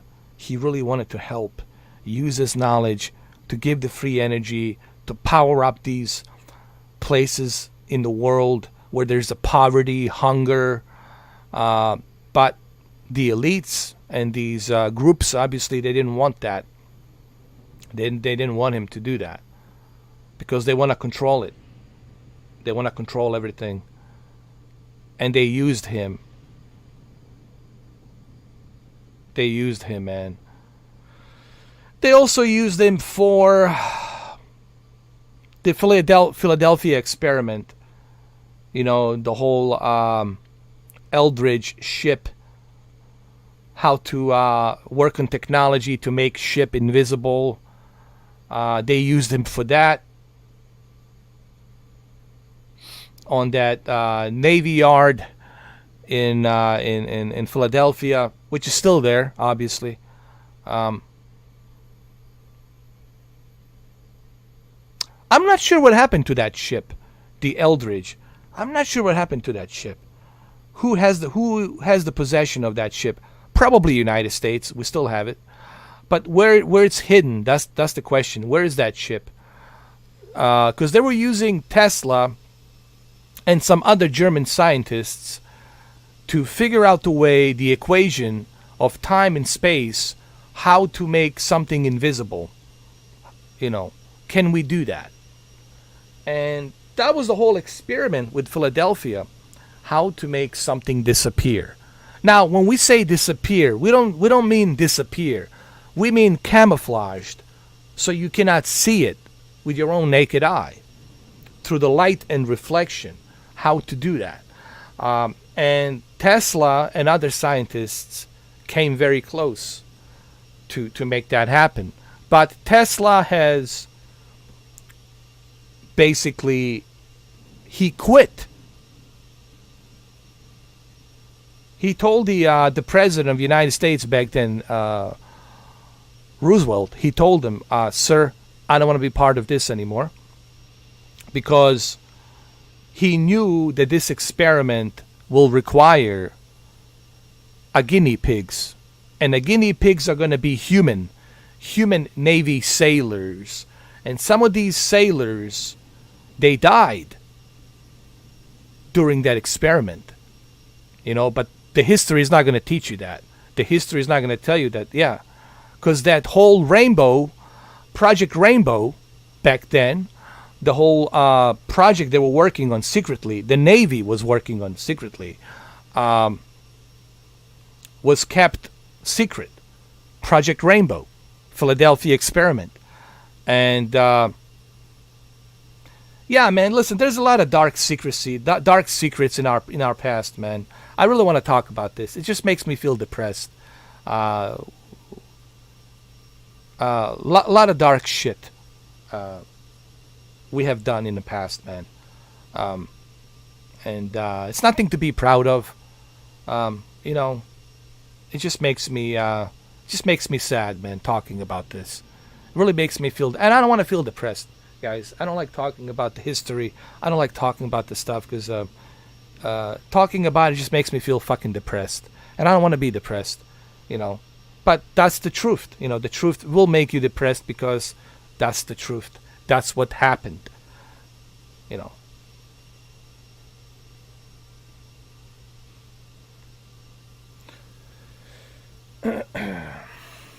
So that's Yosemite. Did you guys see it? That's Yosemite. That's the mountain right there. Let's go circle around it some more.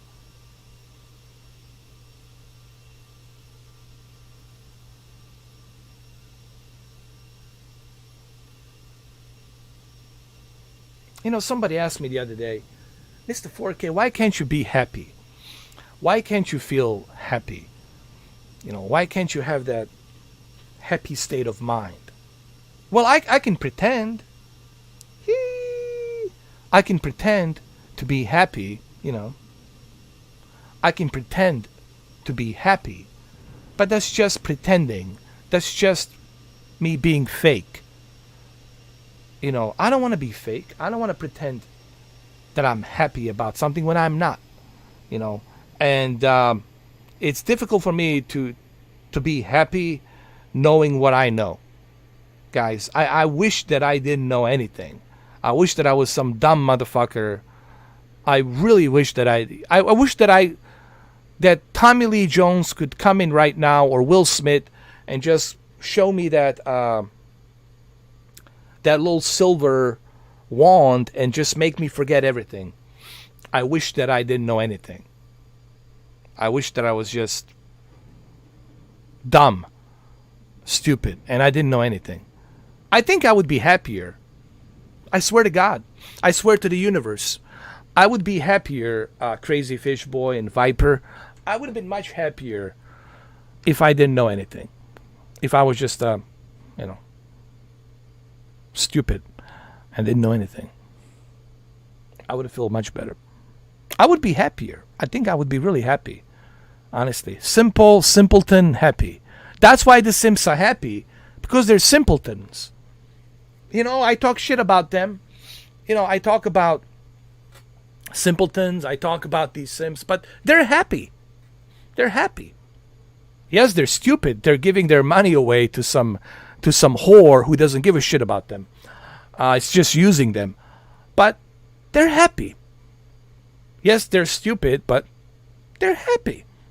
Fuck it.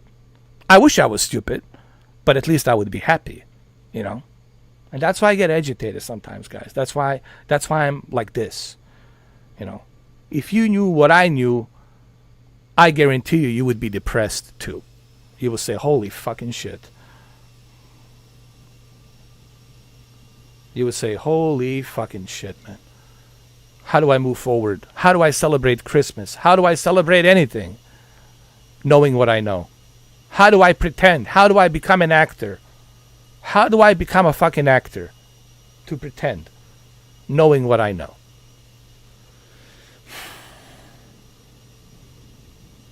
How can I do that? I can't. Anyway. But I tell you what makes me happy. One thing that made me happy. Dolby Vision. I swear to God. That Dolby Vision put a smile on my face. Dolby Vision put a smile on my face yesterday. I was like, oh my God, this is great. That I can play all of these Xbox Series X games on Dolby Vision. And there's more videos coming out, man. There's tons of games I want to test on Dolby Vision. I want to test Mass Effect Legendary Edition on Dolby Vision. I want to test Sea of Thieves. Dude, I want to test Skyrim 5, Dolby Vision. There's a bunch of shit I want to test. And if you guys got some recommendations on what other games you would like me to test with Dolby Vision, I'll be more than happy to do it. But that Dolby Vision made me happy, just for a moment, just for a little bit, just for a little bit. It made me happy, dude. Just for a little bit.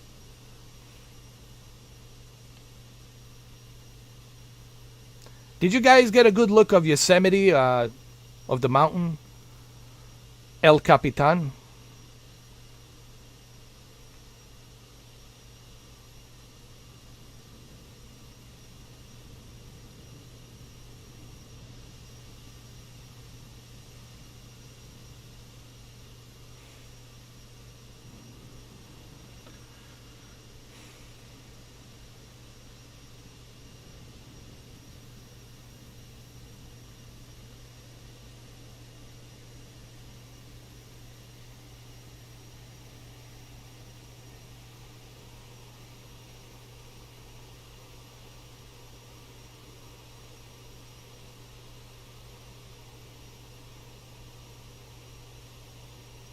There's a lot of turbulence here because of the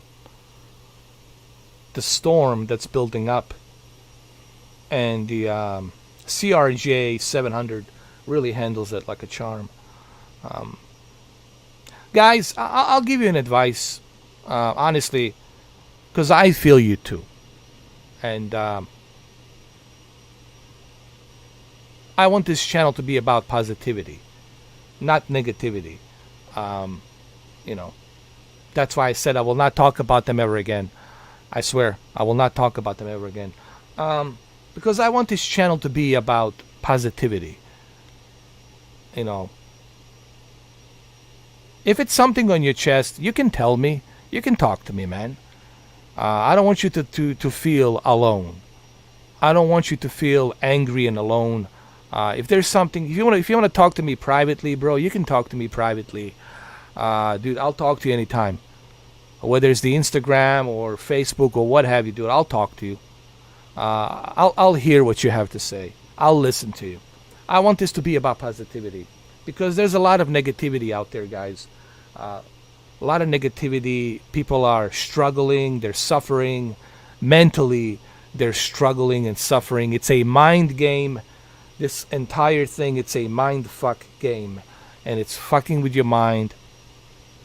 So if I can help you in some ways by, doing this live stream or hanging out with you here or whatever works for you, man, I'm happy if I can help you in some way. But here's my advice. Here's what I wanted to say. I think I can help you guys, like, to cure your mind. Okay, your heart, you feel it, right? Your heart, it's beating. You can feel it, right? You can feel your heart. You can feel the blood flow. You can feel that energy going up and down, up and down. Okay, so you got your heart inside the rib cage. And in the middle, you got the spirit. You got the spirit, which is connected to your heart. And then over here, you got your mind. So you got 3 layers. 3. You got heart, spirit, and mind. Now, I want you to listen to your heart, to listen to your spirit, and to put that into your mind. What I truly love. What is it that I really love? Live the life for you. Don't live a life to impress someone else. You will not feel good. You will not feel happy because you're not following your heart and you're not following your spirit and you're putting something else in your mind to live for someone else. Do not live for someone else. Live for yourself. You are very unique. Every and each one of you, 8 billion of you, are very unique individuals. And you should follow your heart, your spirit, and then put that into your mind. What makes me happy? Find what makes you happy. Find that hobby. Be true to yourself. What do you really love? We all have passion. Every single one of us has passion and weaknesses. We all do. So find something that you love. And do it for the love. Because you truly love it. And I tell you, if you do that, you will see how society will start shifting more positive. Because you're happy now. Your spirit, your soul, your mind, it's a nice balanced equilibrium. And those 3 need to be balanced. And once you have that equilibrium, you're going to function better. Then now you can help someone else. Someone who's suffering out there, who's truly lost. There's a lot of people out there who are lost because they're receiving all of this frequencies, temptation, bad messages, negativity. They're collecting all of this energy, and now they're losing their minds because they don't know how to process it. It's like a malware virus. It's like a virus into your Windows. You're not being protected. You're getting all kinds of frequencies into your head, and you start to lose it. You start losing your mind because you don't know how to control it.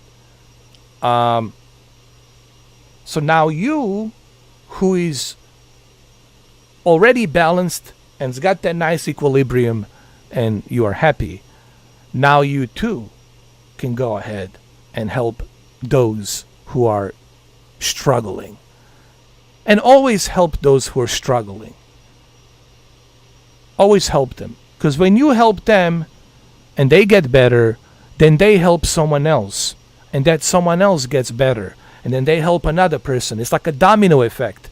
I don't care if it takes 10 years, 20 years, but you're going to create a much better future 20 years from now.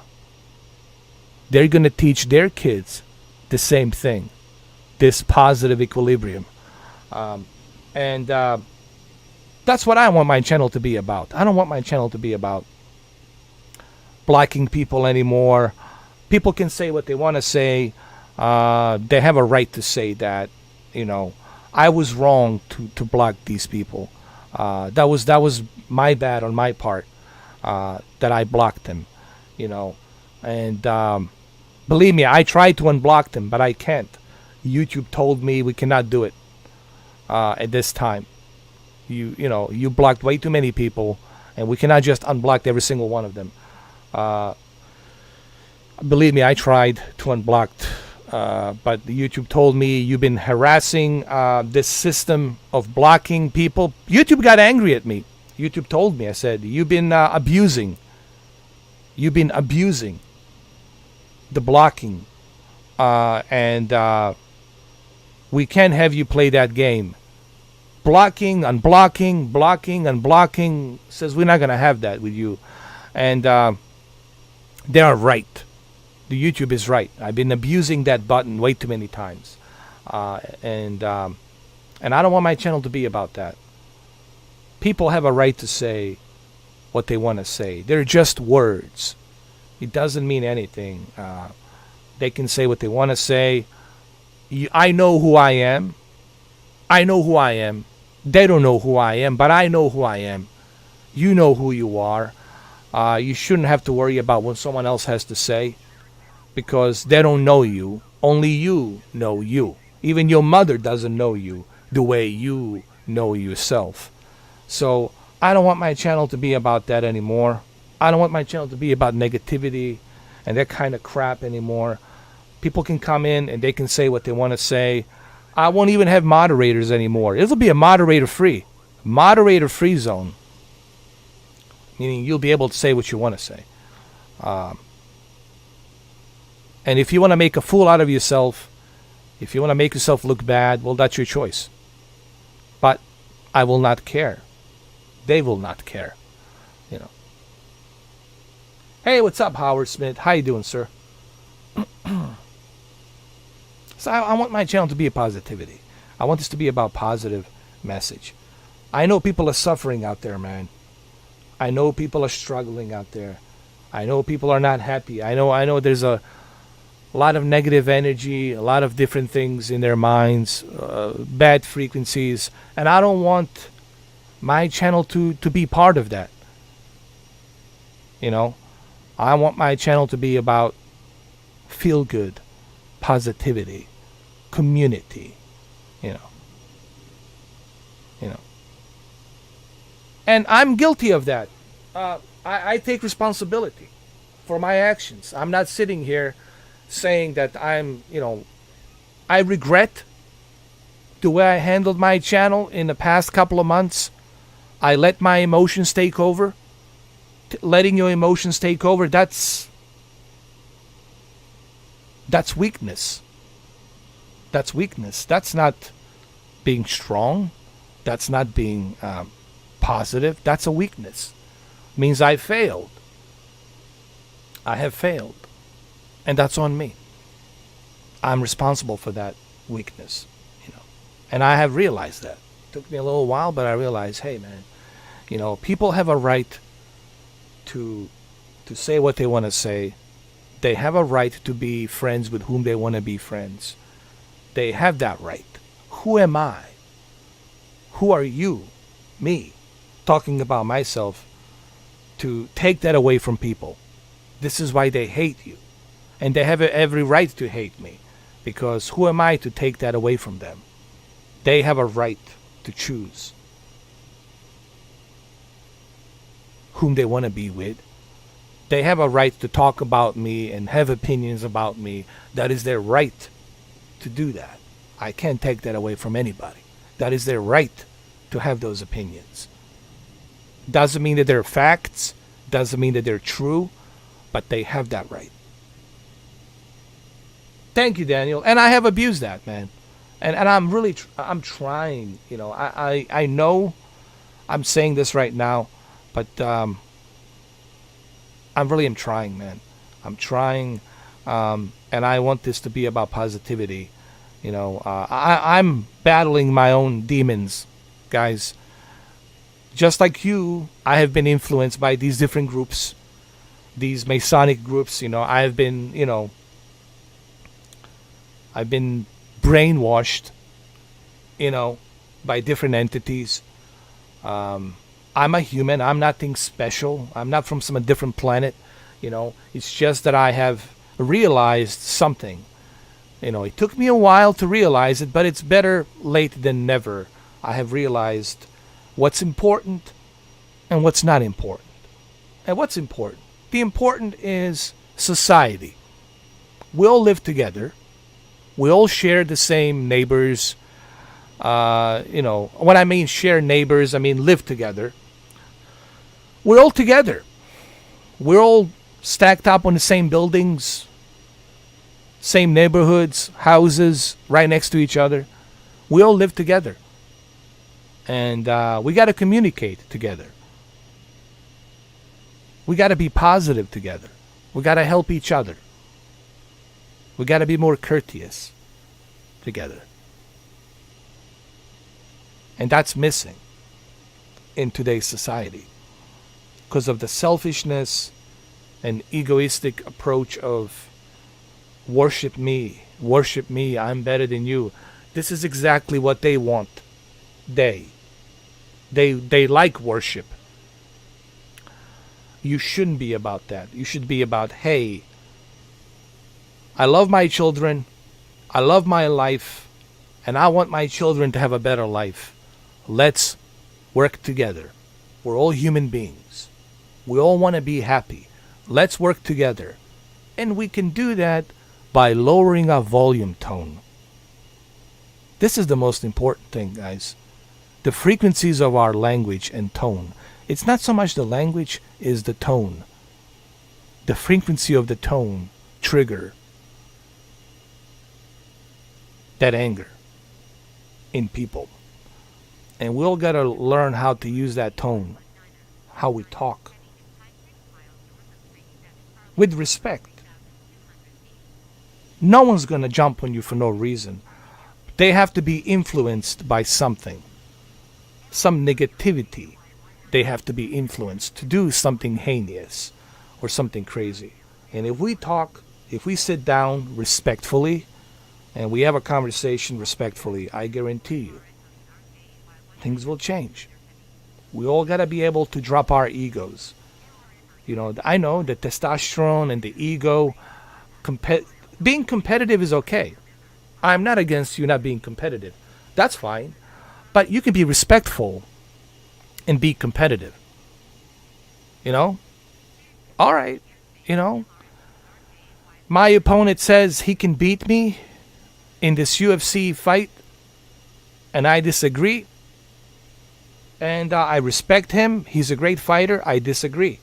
I think I might have a good chance of defeating him. But let's shake hands and we'll see each other on Saturday on that octagon fight. You know, we'll go inside the octagon and we'll see who wins, who loses. It's a competitive sport, right? But we can do it. We can be. What I'm trying to say is this: we can be competitive. Competition is good. Competition creates new technology, new things. We evolve, but we have to do it in a respectful way. Okay? We have to be respectful, and we got to know how to talk to people. We have to do it in a certain tone of voice, and it has to be respectful. And if we do that, they will be respectful too. They will not have any reason to jump on you. Say, okay, you know, this guy's being respectful to me. He has his opinion. I have my opinion. I respect that. And I think we can do this. But we have this dogma, this dark cloud of dogma, that it's really crippling us because we're thinking in terms of I'm better than you. You know, my shit doesn't stink. I look better than you. I talk better than you. Did you see my wife? She's a goddess. Did you see my house? Did you see my bling bling? You know, that kind of attitude triggers jealousy and hatred. And I know hatred is the strong word, but that's what it does. That's what it does. It triggers that. And guess who loves that? Diversity, worshiping, and hate.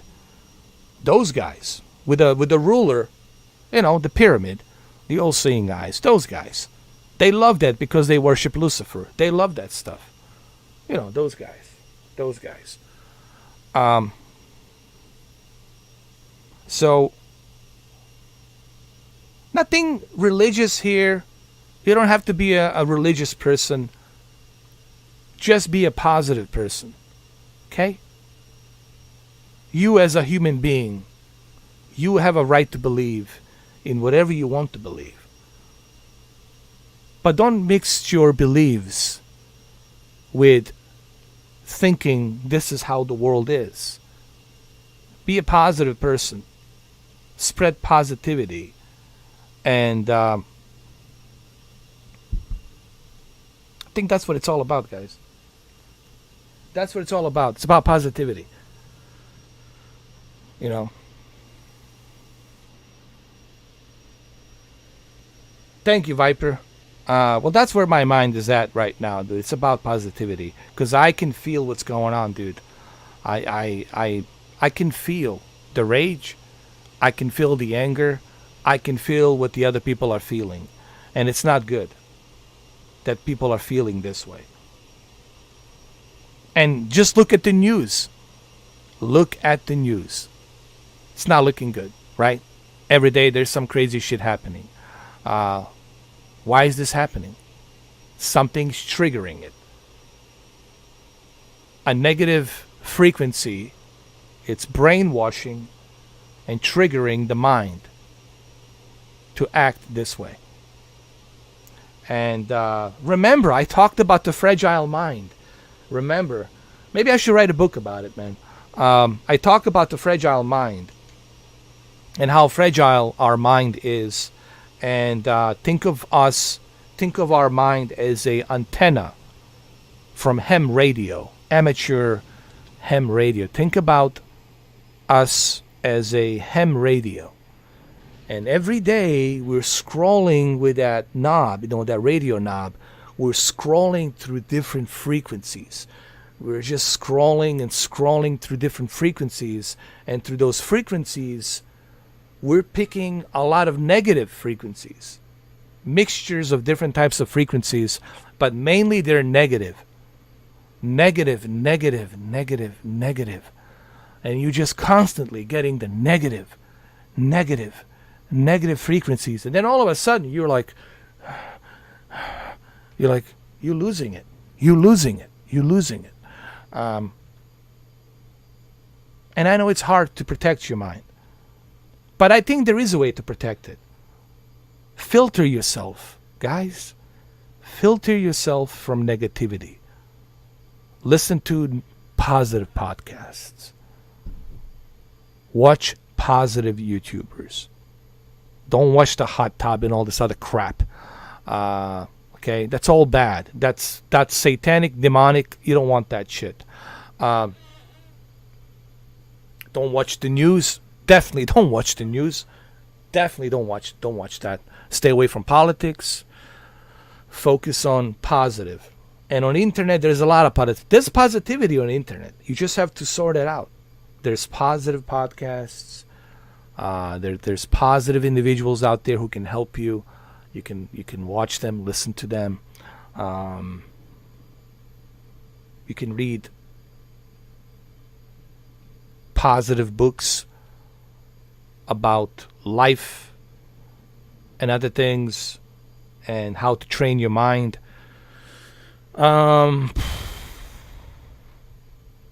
Stay away from entrepreneurs. I really am not a big fan of entrepreneurs because entrepreneurs, they're bullshitters. They have to be a bullshitter because they're a salesperson. The entrepreneur, it's really not there to help you. The entrepreneur is there to use you to help him.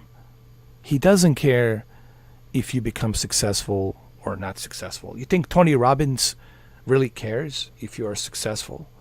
Tony Robbins cares about, hey man, how are my investors today? Are they really happy? How's my stock today? How's my real estate doing? Okay? And again, I'm not knocking on Tony Robbins, okay? I'm not knocking on him, all right? I'm simply saying, be careful with these entrepreneurs. They're very tricky, okay? Be very careful with them. You really need to feel it, man. I wish that you guys could be inside my body, or if you could have my spirit, just to see what I see, to feel what I feel. And I guarantee you, you would have a different perspective on this world. Now, I have my problems. Short temper, something that I dealt with for a long time. And it's something I'm still working on. The short temper and all that. And that's my one weakness that I'm trying to overcome. It is the biggest weakness that any person can have is the short temper, and that's something I'm working on. But I'm telling you guys, just be around positive people. Do what it takes, man. Sell your house, sell your stuff, move up somewhere upstate, small town, fresh mountain water, birds, fresh mountain air, the forest, beautiful forest, breathing in all that nature, clean oxygen, O2 going inside your lungs. Escape the big cities, negative frequencies in the big cities, right? And just surround yourself by nature. Your best remedy, it's always going to be a Mother Nature. There's no better mother than nature.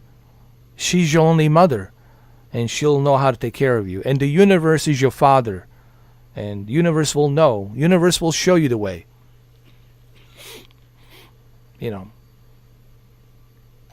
That's what I think. Again, that's my observation on that, and maybe this helps. The reason I'm saying all of this is maybe somebody will be watching this like a time capsule. Maybe somebody's going through something in their life and they're really depressed, and they're just feeling bad, they're feeling angry. Maybe this will give them a different perspective. That's all I can hope for. They'll give them a different perspective, honestly.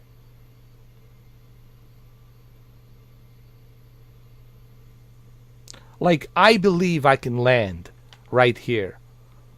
I believe I can land here. I believe it. And I will land right here. I believe it. But if I fail, that's okay. We're meant to fail, so we can learn how to get better. We're meant to fail. Don't be afraid of the failure, guys. Even Jocko Willink will tell you. I like Jocko, because he's straight up, no bullshit. Of course, he loves the military. He wants you to join the military, but because he loves the military. But deep down, he's no bullshit. He'll just tell you straight up, like Jocko Willink will tell you straight up, hey, this is my observation. This is what I think. So it's okay to fail. Don't be afraid to fail, man. Don't be afraid. Don't worry about what the other people are saying. It's okay. Let them say what they want to say. Even if I fail here, even if I don't land here, that's okay. It's all right. It's all good.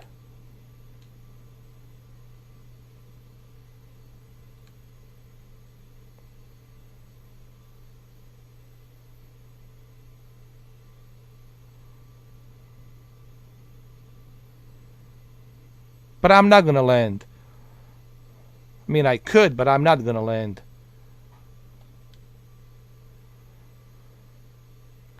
I wanted to, but I'm not going to do it.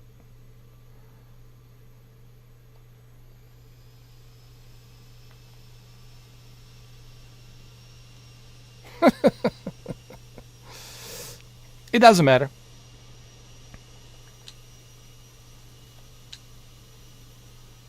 We landed on somebody's field. It's all good.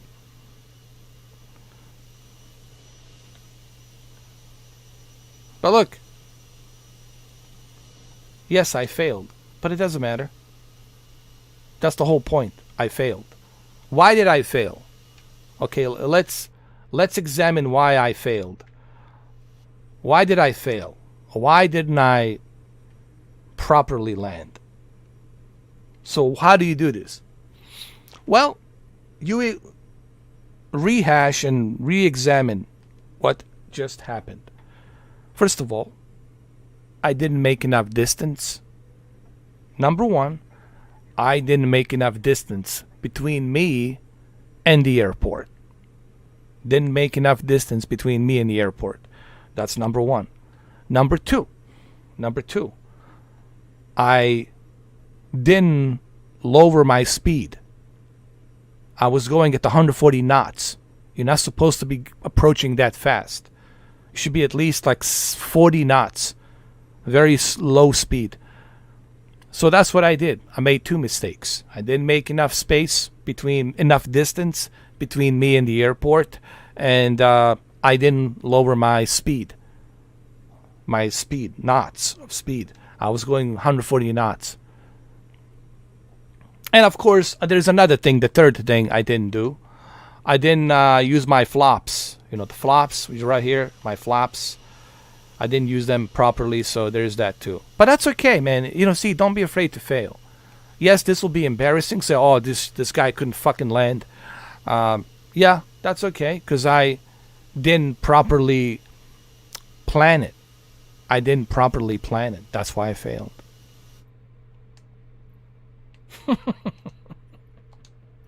But now I know what to do. Next time. Next time, plan it. Make a proper distance between you and the airport. Look at the map. Trajectory of the map. Get the flaps ready. Lower the speed knots. You know, so that way it's not 140. Lower the speed to 70 or 40 as you're approaching.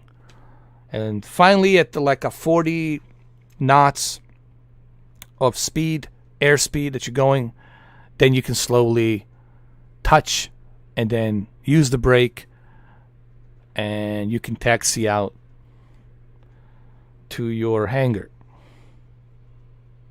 You know. But that's how you learn.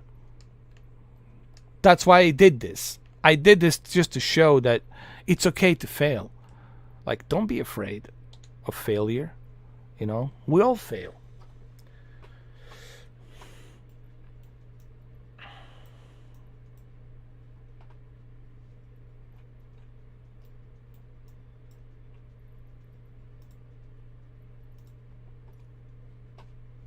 I got a bunch of airplanes, dude. I got, see what else I have.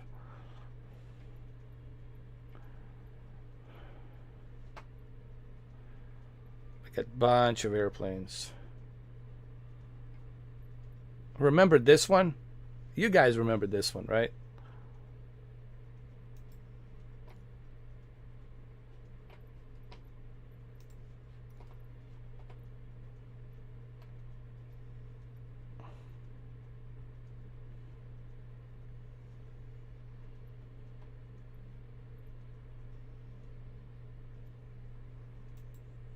I like this livery right here.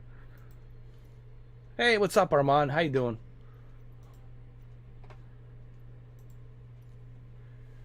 You guys, you just missed it, Armand. You missed the beautiful, oh my God, the Yosemite. We just went to Yosemite. We went to Yosemite National Park, El Capitan Mountain. Exactly, Peter. That's the whole thing. You know, it's okay if you fail. You know, I have a friend right now who wants to be a DJ, and he's constantly failing and he's upset. I said it's okay, because he wants to impress. He wants to go to these small little clubs. He wants to impress. And I said, don't worry. When you are ready, you will impress them. He's having a difficult time, you know, matching the beats and preparing the track, listening to one track to end, and then when to use the other track and how to crossfade it together with the cue, you know, music and all that. So I told him, listen, man, it takes time, you know, to be a very successful DJ. But keep trying. You know, keep trying, you know.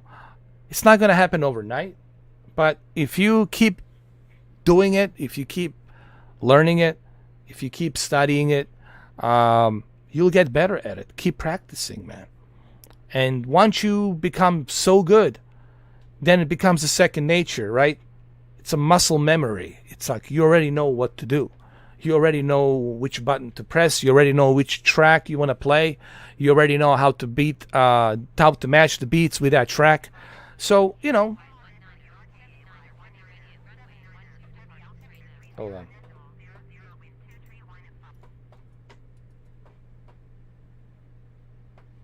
We're going to do this during the day. Hold on. I'm going to do this during the day.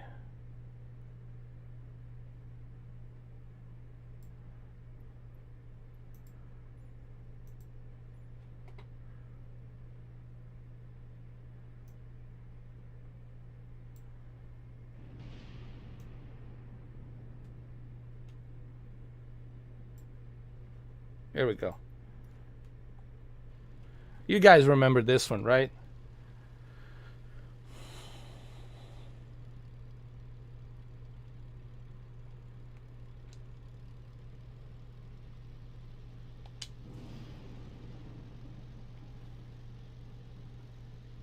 This is the Pipe Arrow 3.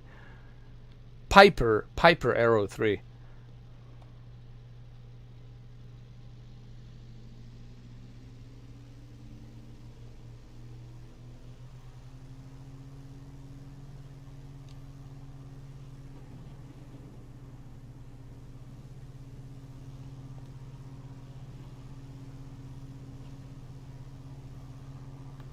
Here we go.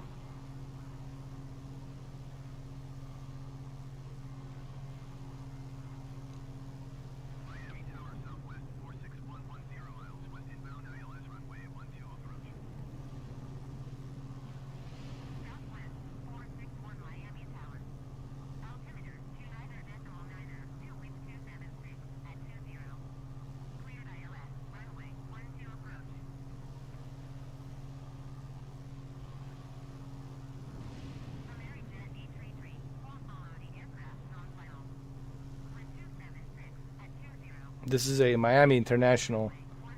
Unspeakable. I like how there's a multiplayer and you see other people flying. There's an Unspeakable right here. Let's see what he's doing.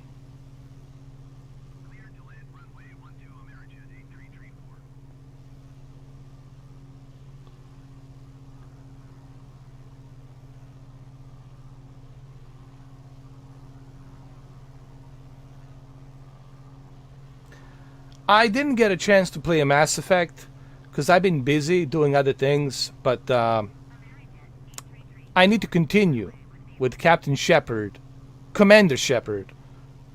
I need to get back to it. Don't forget Ratchet and Clank. It's coming out as well.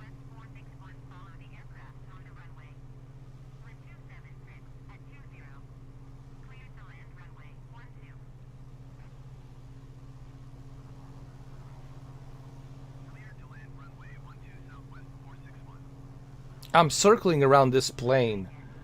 I want to see what he's doing.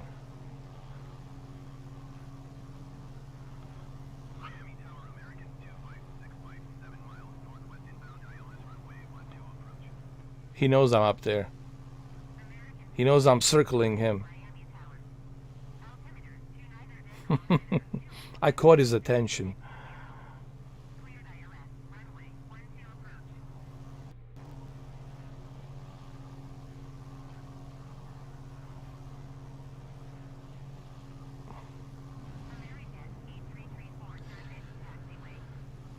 It's just I don't know what the game is about.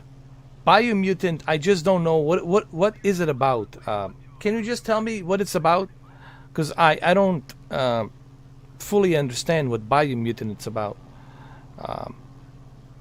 It's confusing to me. And the game has a really low score, like 6 out of 10. You know, a lot of people didn't like it. Especially now, since Ratchet and Clank's coming out next Friday, so I might try it when it goes on sale, Viper. When it goes out on sale, I'll probably try it. I'll probably look into it. You know what I mean? I'm pretty sure that game will go out on sale for like $29 or whatever. Then I'll try it out on the Xbox Series X. But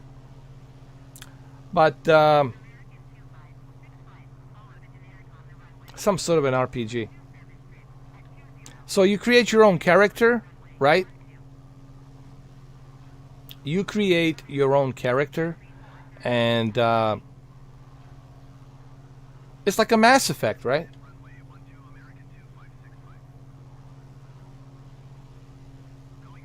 It's a joke. Yeah. I heard there's a lot of dialogue on Biomutant. There's like so much dialogue that it's ridiculous.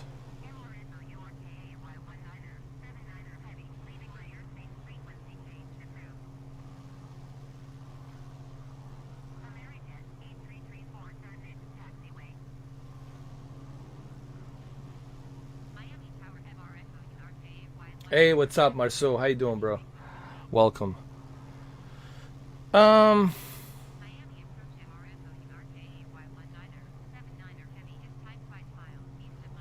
Like I said, I'll try it, man. One of these days. I'm a gamer, dude. I'll try anything. But right now, I have Ratchet and Clank coming out next week, Friday. You know what I mean? It makes no sense for me to jump into Biomutant. But I don't know, dude. I might change my mind. You know, maybe who knows? I might change my mind. I might play it. You know, there's a Biscayne Boulevard right here. I might try it. You know, you never know.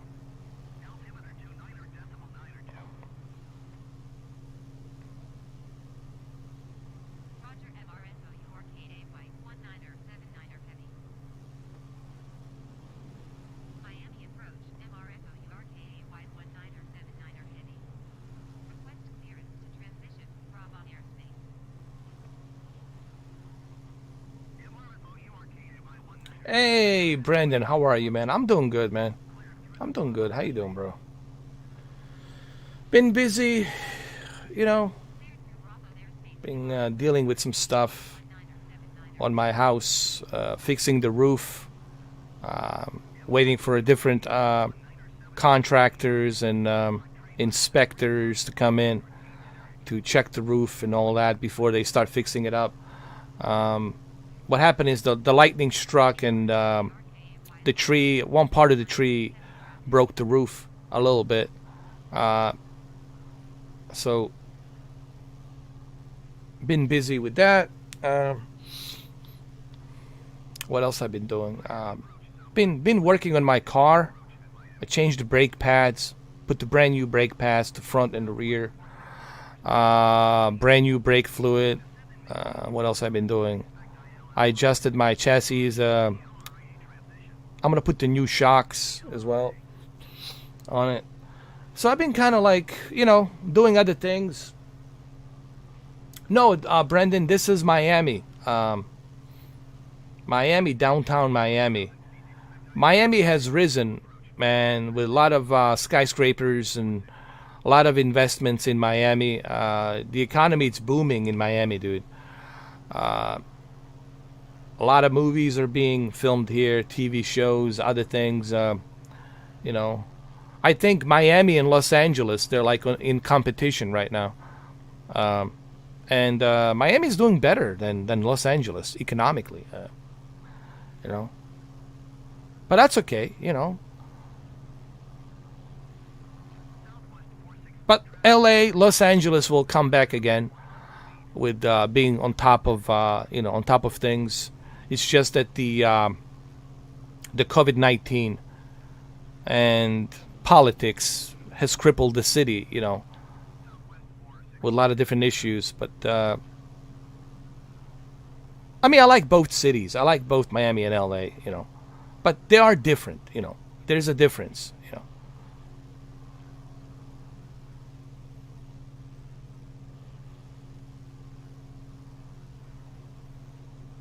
I mean, they're both Latino cities.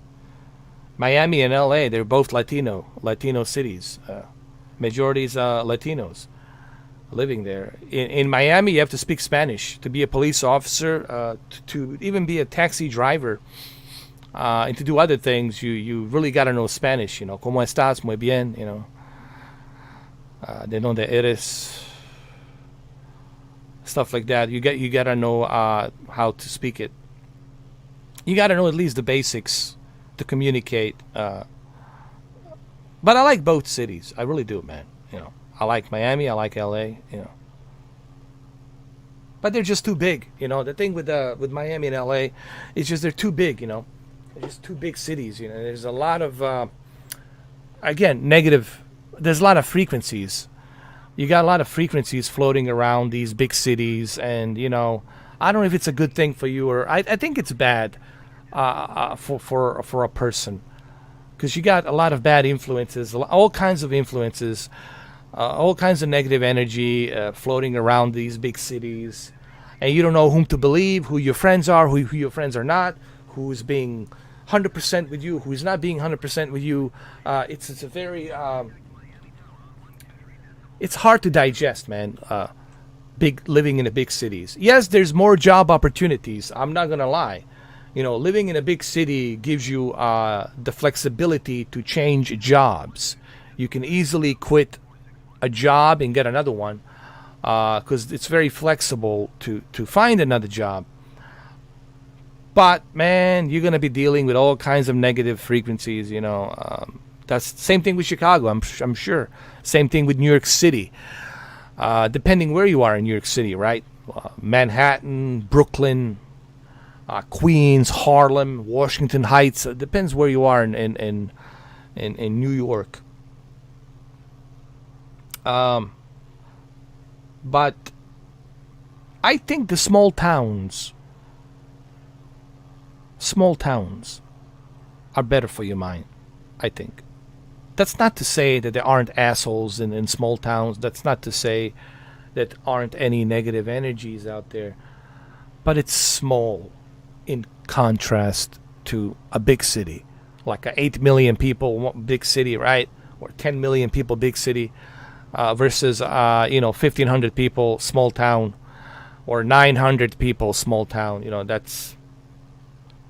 I don't know. I just think nature and small towns are a little bit better for your mind. I don't know. It's just my observation. I could be wrong. You know, everything I tell you guys, please. I'm not telling you what to do. I'm not here to tell people what to do. Okay, I'm just giving you my observation and my experience, and you can take it in any which way you want. You know, but I'm just giving you my observation. You know.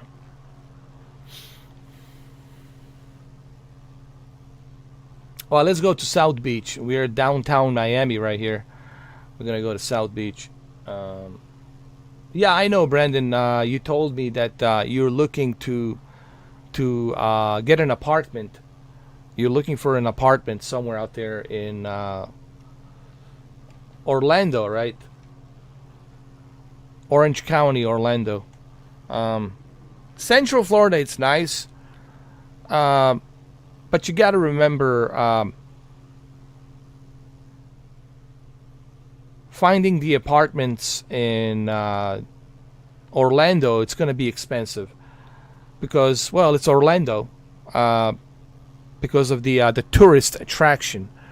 Due to the Disney, Walt Disney, Disney World, Universal Studios, Hollywood Studios, Magic Kingdom, Animal Kingdom, Sea World.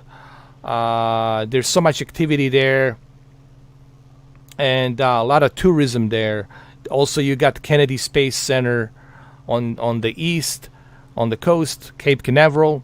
So you got it's a tourist hotspot. So buying a home, getting an apartment in Orlando, I just want to let you know, Brendan, yeah, it's super expensive. Gainesville, you could find something for like $800, $900 a month, one bedroom. It's still expensive, man. That's like cheap. like comparison to like $1,500 a month.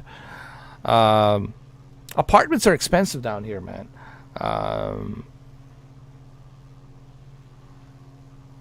But Orlando, you're definitely looking at like a 1,500, 1 bedroom. That's it, 1 bedroom. Like, fuck, dude, like 1,500 easily. And that's not including the maintenance and other shit, electricity, utility bills. You'll be paying like $2,000 a month easily. Easily, $2,000 a month.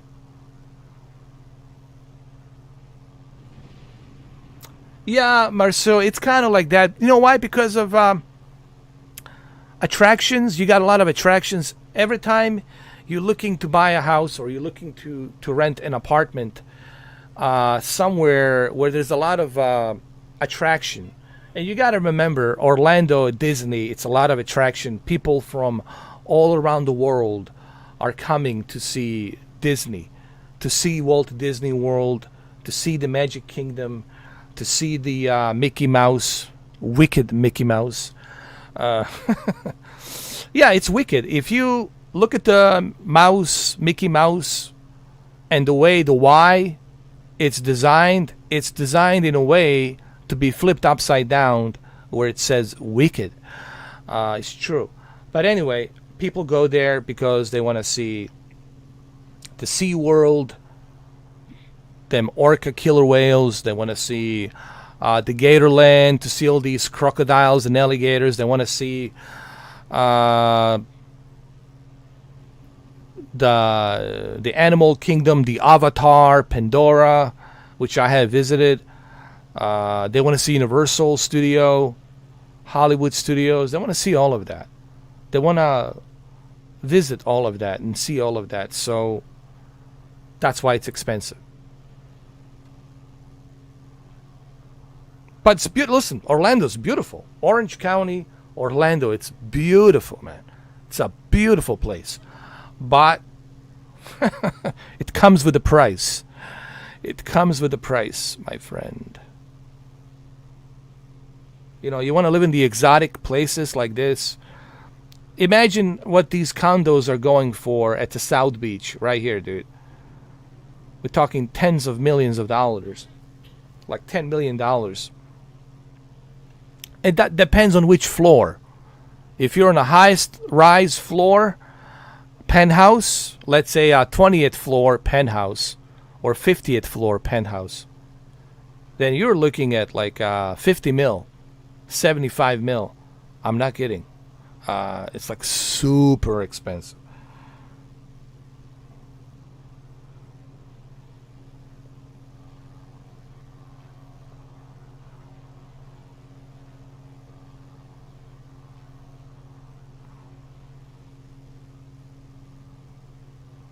Yeah, 1,500 just for 1 bedroom, dude. 1,500, and then the maintenance, the utility bills, electricity, internet cable, cell phone, all that shit, bro. Gas for your car insurance. Plus, if some shit happens with your car, you gotta fix your car. You're looking like at least, like minimum $2,000 a month. Like you're looking $2,000 a month, like easily. Like you gotta have a $2,000 a month. Yeah, just for that place. And then you gotta get a roommate. And then what kind of roommate are you gonna get? That's a whole other issue, a whole other subject, right? Getting a roommate can be a good thing, and it can also be a nightmare, depending what kind of roommate do you have. It could be the worst nightmare.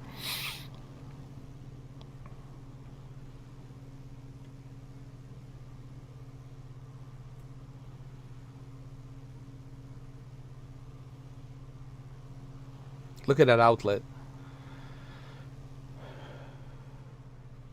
Oh, there's the what's her name? She has a house up here.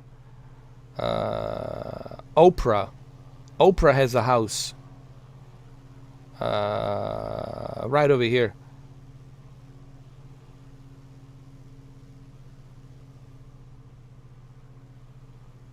Not here. Here. I want to show you. Oprah has a house right here, dude. Isolated. Isolated from everybody.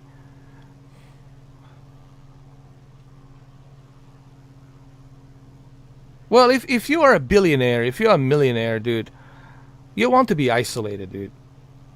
You want to be isolated. Like right here. This is where celebrities live. Right here. You want to be isolated. You don't want to be bothered by, you know, nobody. I totally get that. I understand that. You know. Same thing here. There's all celebrities live here.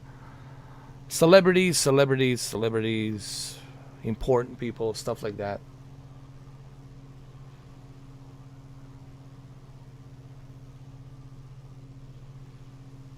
Jennifer Lopez has a house here. I know Tom Cruise had a place here. Sylvester Stallone used to have a place here, but he sold it. He moved to Palm Beach County. He bought another condo.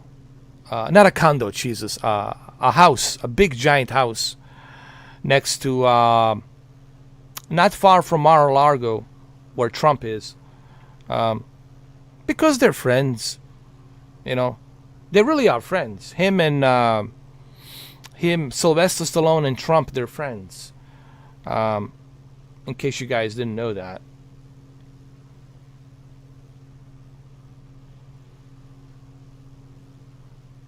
And now everybody's losing their shit because Sylvester Stallone moved in from California to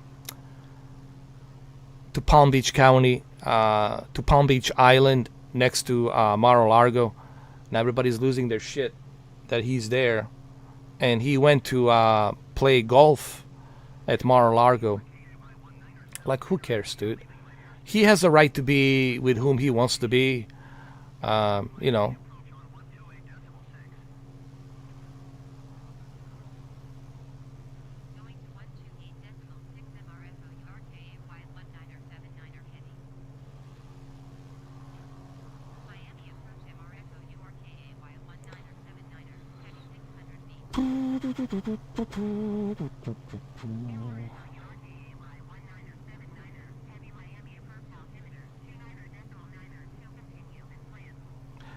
I mean, it's a pretty cool place, you know.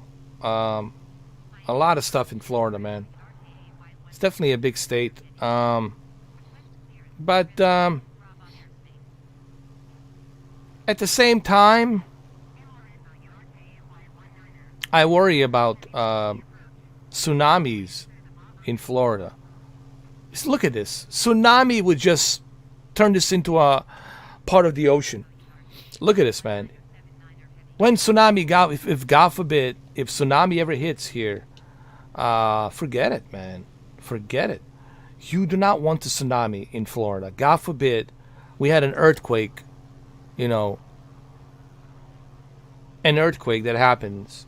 God forbid, you know, God forbid universe ever happens. Man, forget it. You will not be fast enough to evacuate. It will be a total chaos. Forget the South Beach. Forget the downtown Miami. It's gonna be gone. South Beach won't be a part of the ocean. It won't be the intercoastal. It'll be a part of the ocean.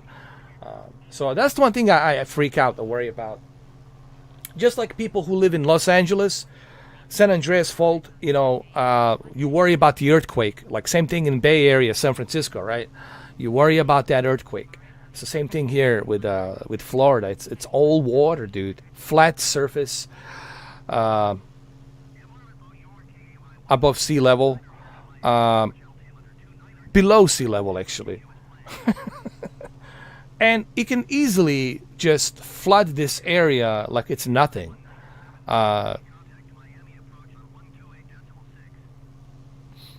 So, I mean, look at it. It's all flat surface, full of water.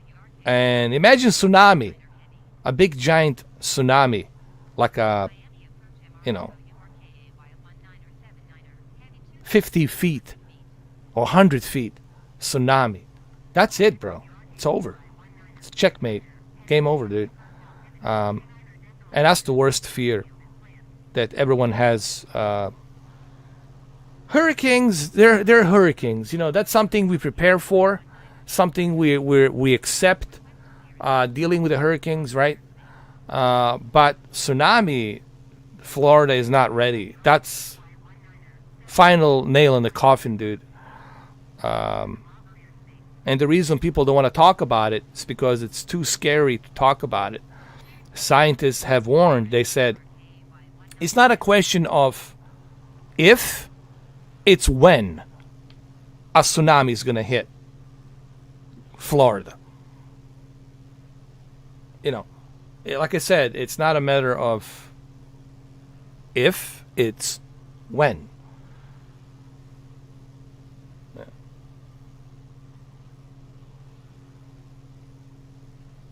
Oh, yeah. You know what? I wouldn't mind having an E3 show in Miami. That'd be kind of cool, having an E3 show in Miami. Yeah, Brandon. They don't want to panic people. They want people to buy and invest into building businesses and see these high rises, hotels, and they want economy to boom, so they don't want to scare people and tell people, hey, you know, you guys realize you're right next to the big ass Atlantic Ocean and Gulf of Mexico and Caribbeans and the entire state of Florida. It's filled with water and just a flat land that's mainly water. You do know if there's a tsunami, bye-bye. And they don't want to be scared. You know, they don't want to have that fear. The state wants businesses to invest, you know. But the scientists, they have to be honest. They're like, hey, you know, it's not a fantasy. It could really happen. We hope it doesn't happen, but people should keep that in mind. Moving to Florida, hey, you understand this could happen, right? Just like when you live in Hawaii, you understand. If you live in Hawaii, you understand that, dude, don't be shocked if there's a lava in your backyard, if there's a lava in your pool, if there's a lava in your living room. Don't be surprised. You know, so I guess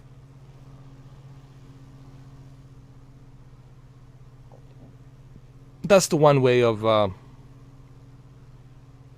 being honest as a scientist, letting people know.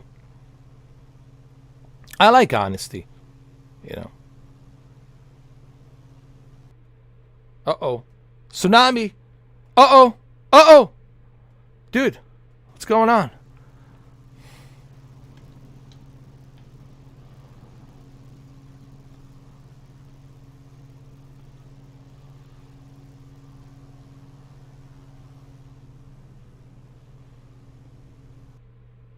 Uh-oh.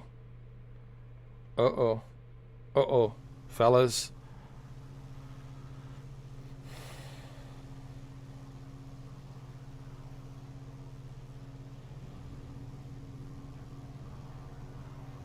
Whoa, man, it's pouring rain over here.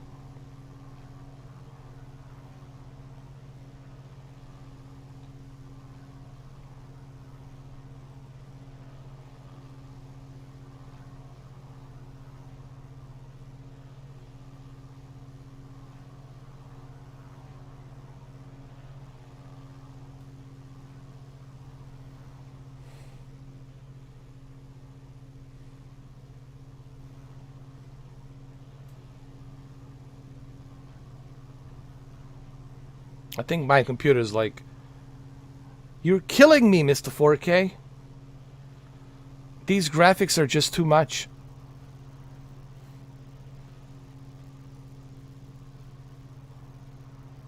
Don't forget to sign up, Brendan. Sign up with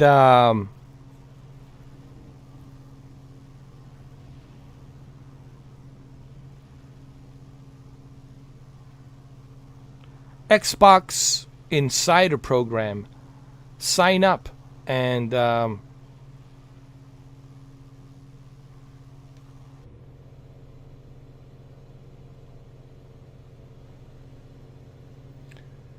you should definitely sign up with the Insider program and check it out.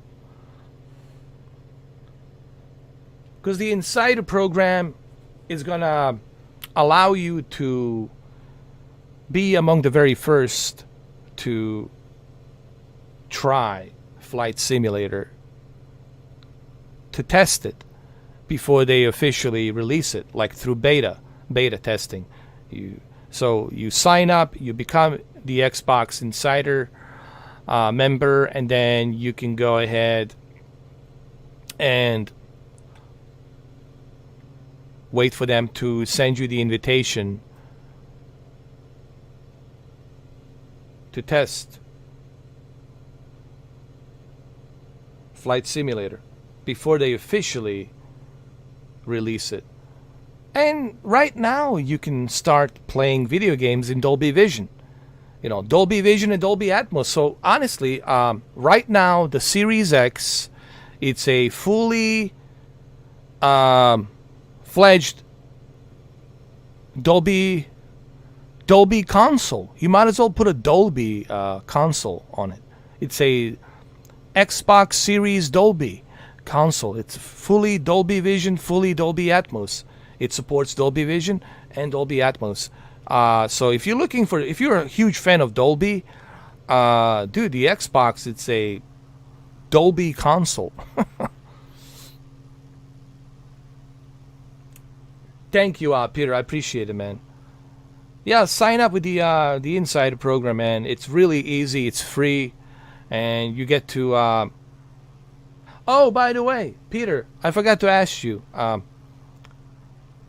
Have you gotten your PlayStation VR?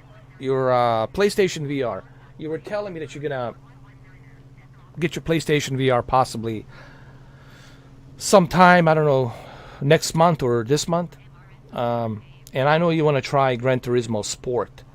And I honestly can't wait for you to try Gran Turismo Sport, just to see how beautiful it is in VR.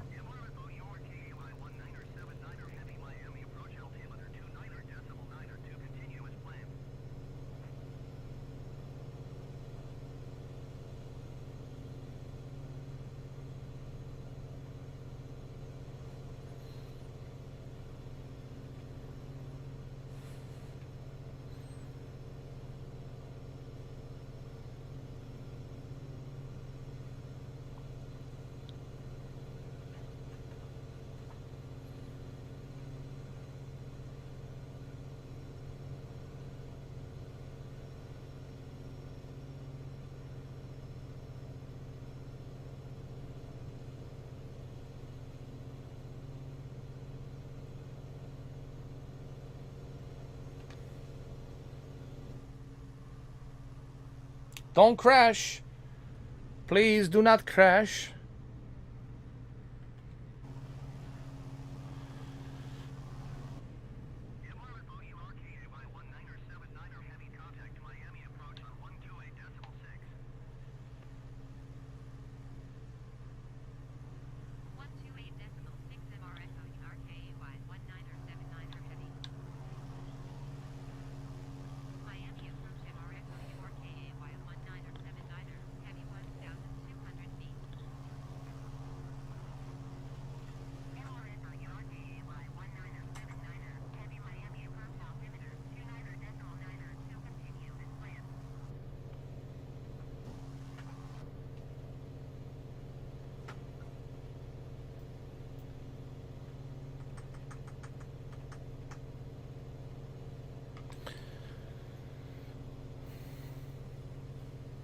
Yeah, man, it's too much. That's the one thing about Call of Duty, man. It's just too much of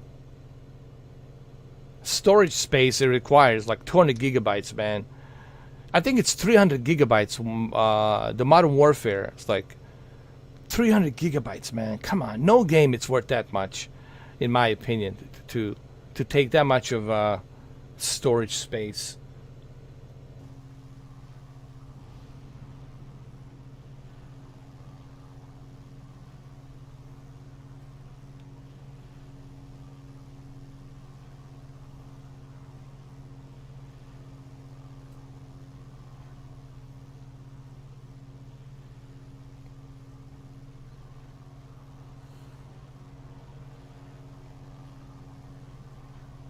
I got a bunch of games to test via Dolby Vision.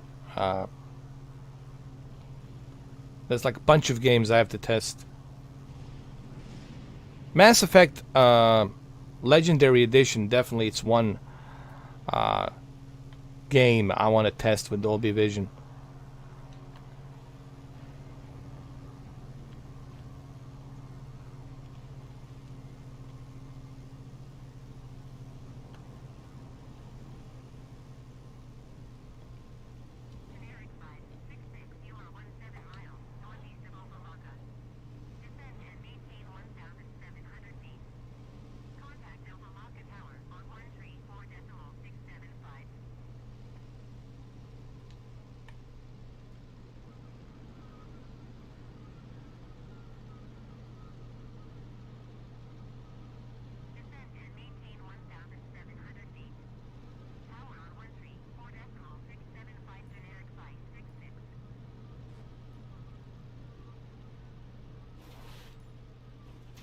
Oh, come on. There we go.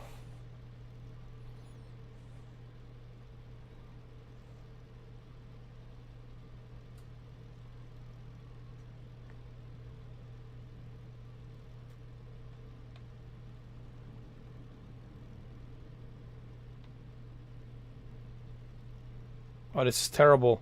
This is terrible, Mr. 4K. Just awful.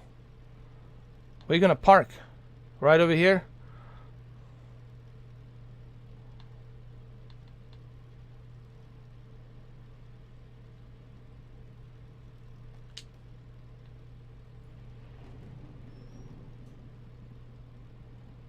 Oh, there we go.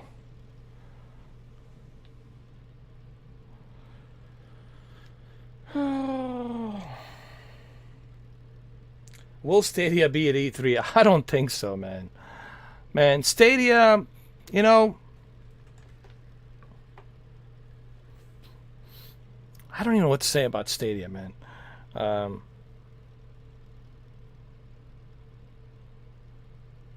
I know they got FIFA. I know they got some other games. But I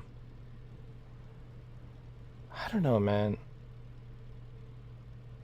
How do you guys feel about Stadia? Well, let me see what they have. Hold on. Let me check Stadia really quick. Hold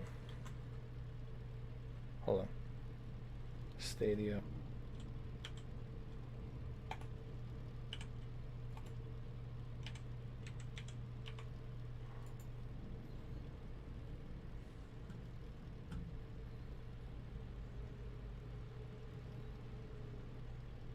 Look at these games. Come on, man. Who cares about Piku Niku? Who cares about SpongeBob and Battle of the Bikini Bottom? Who cares about the Floor Kids? Look at these games. I mean, come on. Blue Fire, Trails of the Cold Steel 3. Okay. Bring some Japanese RPGs. Okay. Japanese RPGs, I like that. Bring them all. Let's see what else they got. I don't know, man. I gotta claim these games. I gotta claim all of them. I don't know, dude. I don't know how to feel about... You know, Stadia reminds me of an adopted child. Like a child you adopted and you're like, this kid is just going nowhere. It's just doesn't want to learn. It's spoiled. Doesn't know what he wants to do in his life. And what should I do with this child? You know, I love it. I love him. But it just doesn't listen to me. You know, it's like an adopted child. It doesn't listen to me, and just keep doing its thing, whatever.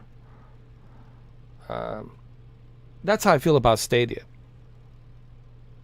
I don't get it, man. I'm just like, you know.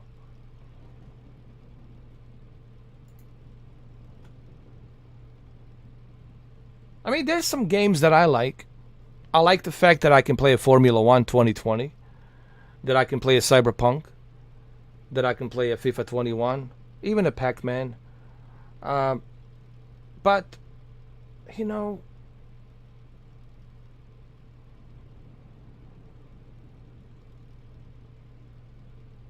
they need better games. You can't just put any kind of games just to say you have games. It's not about a quantity, it's about quality. It's about what type of quality of games do you have. It's not about how many of them do you have. I think the problem with Stadia, they're constantly focused on, look how many games we have. We don't care about a quantity. We care about the quality. What type of quality games do you have? How many racing games do you have? How many racing games? Formula and what? Formula and what? The Grid. Formula and the Grid. Where's the Dirt 5? You couldn't even bring Dirt 5. Where's the Dirt Rally? Where is... God, there's just so many racing games you could have brought. I don't consider MotoGP a racing because it's a bike. I'm talking about something with a car. I'm not talking about a motorcycle. I'm talking about cars. Let's see. How many first-person shooter games do you have? Doom? And how long before they take the Doom out? Before Bethesda says, sorry Stadia, we have a deal with Microsoft. We're pulling out the Doom. How long before that happens? I don't know, dude. I just really, and again, guys, I'm not trying to be some pessimistic, negative a-hole. I know that I have a lot of Stadia friends who love Stadia, and that's cool. I still have my Stadia. But I just don't understand, like, what's the plan? What's the vision here? Like, what are we doing here?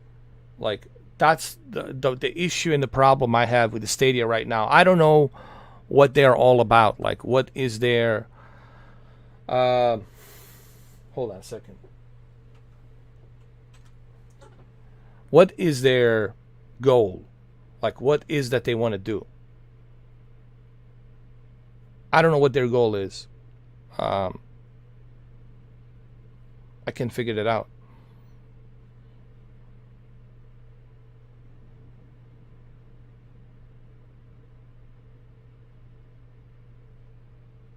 Oh, they're not getting a Formula 1?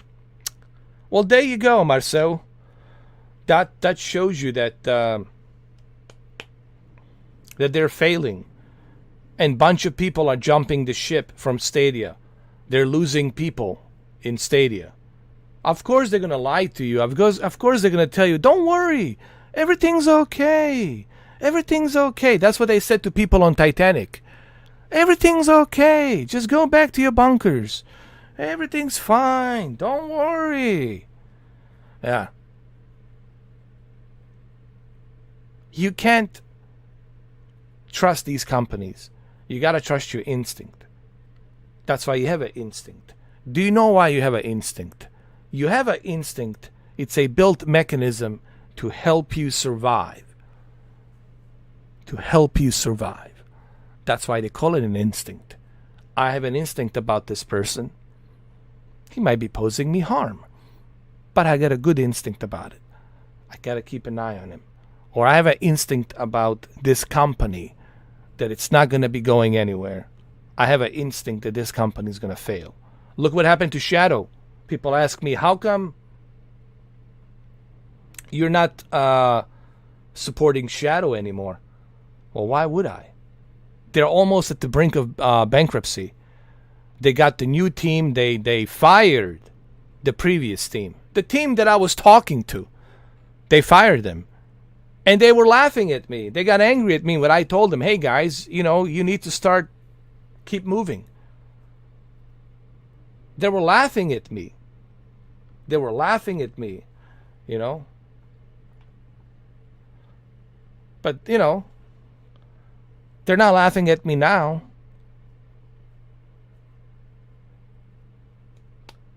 And I really wanted Shadow to become this, you know, cloud computer where you can access all of your games on your tablet, on your iPad Pro. How cool is that? I can access my PC games through my iPad Pro, play this game and other games, right? I love that idea. I was all about that. But I was also realistic. I said the same thing to the maximum settings. I said the same thing. I think you guys need to change the way you are running your business. If you want to be successful, if you want to reach broader audiences, you're going to have to change your way. This is not the way. And they didn't listen to me. And I was trying to help. You know, I was telling the truth to these companies. I was telling them the truth. And they didn't want to hear the truth. Geforce Now is like the only... Here's what NVIDIA needs to do. NVIDIA has a great potential to do something great, to take the advantage of the cloud gaming. And they've been doing this for a long time. But here's what NVIDIA needs to do. NVIDIA needs to get in touch and negotiate with publishers and developers. That's what NVIDIA should be doing at this moment. They should negotiate with publishers and developers to see what can we do to bring Call of Duty back, to bring all these other games like World of Warcraft and others. What can we do to bring those games back? What can we do? Bring the Battlefield and others, right? To be able to play Battlefield, to be able to play Call of Duty, that's right there, man. You're going to get a lot of people sign up for the Geforce Now. You're going to get a lot of people jumping on that and say, hey, dude, I can play Call of Duty on my iPad Pro, on my Microsoft Surface. Bro, I'm in. I can play World of Warcraft on my iPad Pro. Bro, I'm in. But how does that happen? That only happens if NVIDIA is talking and negotiating with these developers and these publishers. And that's what they need to be doing. But they're not doing that. You know, they're not doing that.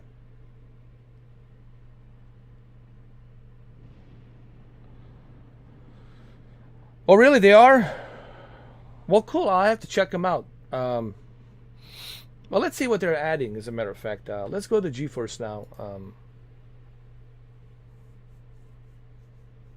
Actually, we can do that here. We can do it here, as a matter of fact. We can do it here. We can go check it out right here.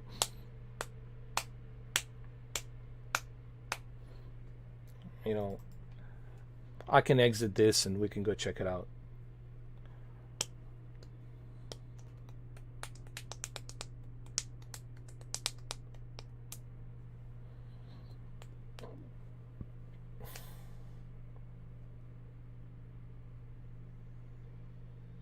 Let's see. Hold on.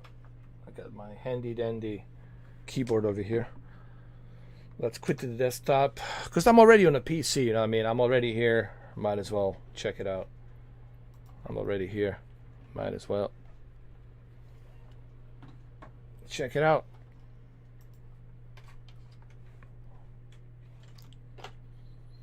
Dude, I can smell my PC, dude. It's burning.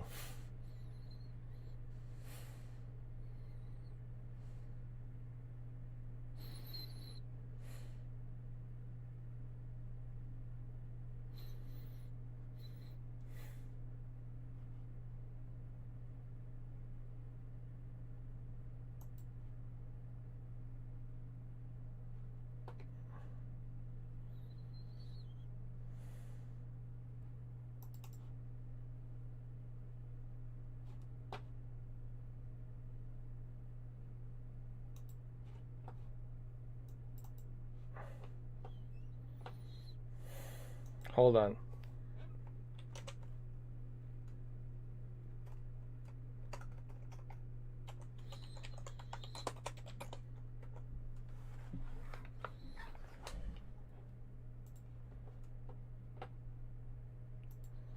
Just give me 1 second. I'll be right back. Just got to check something really quick. Just give me 1 sec.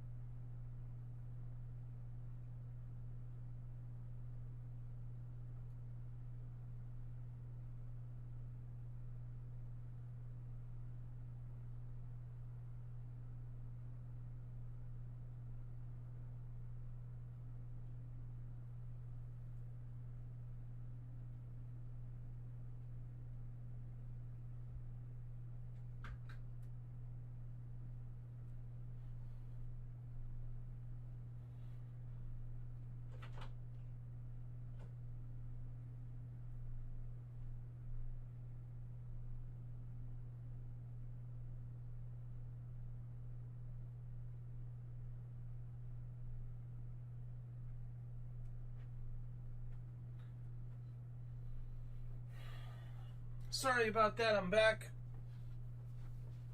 Sorry about that, guys. I was just checking my roof. I told you, you know, I have to be careful.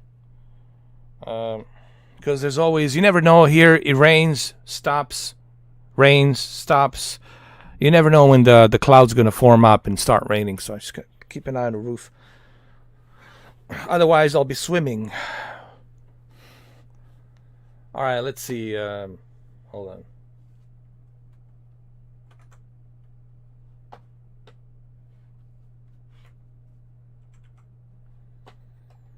What else they have? What they got? Kingdom, World of Tanks, Ride 3, Mordau, Saints Row, War Thunder.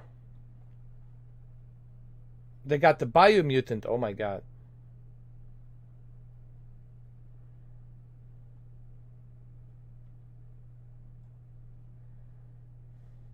What is the priority?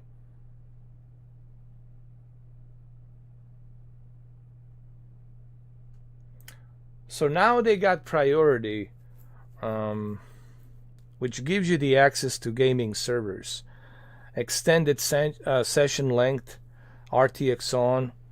So you got more than 6 hours, I guess. You got 12 hours now.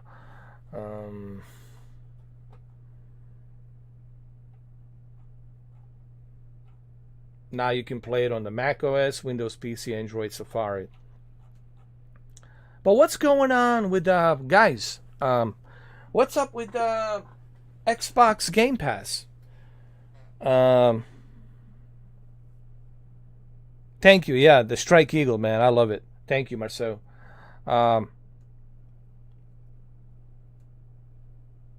What about the Game Pass?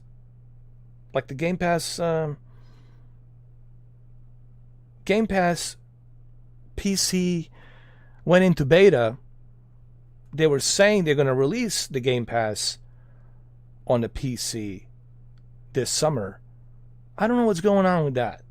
I'm really interested in how's that going to work. Don't forget about Microsoft. You know, we talk about Geforce Now and these other companies, but what about the the Microsoft. Let's not forget Microsoft. You got to remember that's included with the Game Pass. It's a huge accolade, perk, benefit to have something like the Game Pass included with Xbox, cloud, the xCloud. The xCloud, that's what's it called, right? The xCloud. So the Game Pass has the xCloud.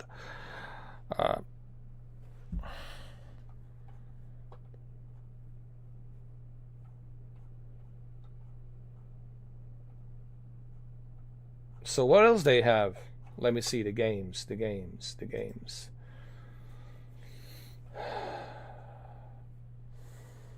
They got the Biomutant, King of Sea, Maneater, Imagine Earth, Warhammer, Black Desert Online, Bullet Girls, Cyberhook.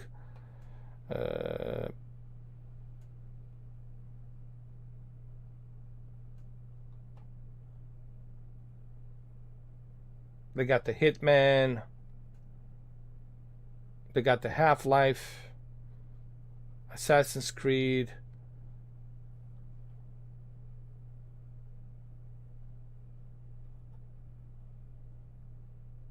They got Control Ultimate Edition, Death Stranding,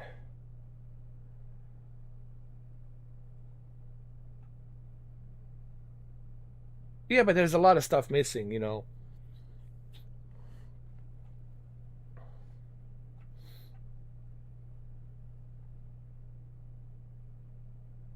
Where's the Mass Effect, right? You're missing Mass Effect. Where's the Need for Speed? Where's FIFA, right? We got FIFA here,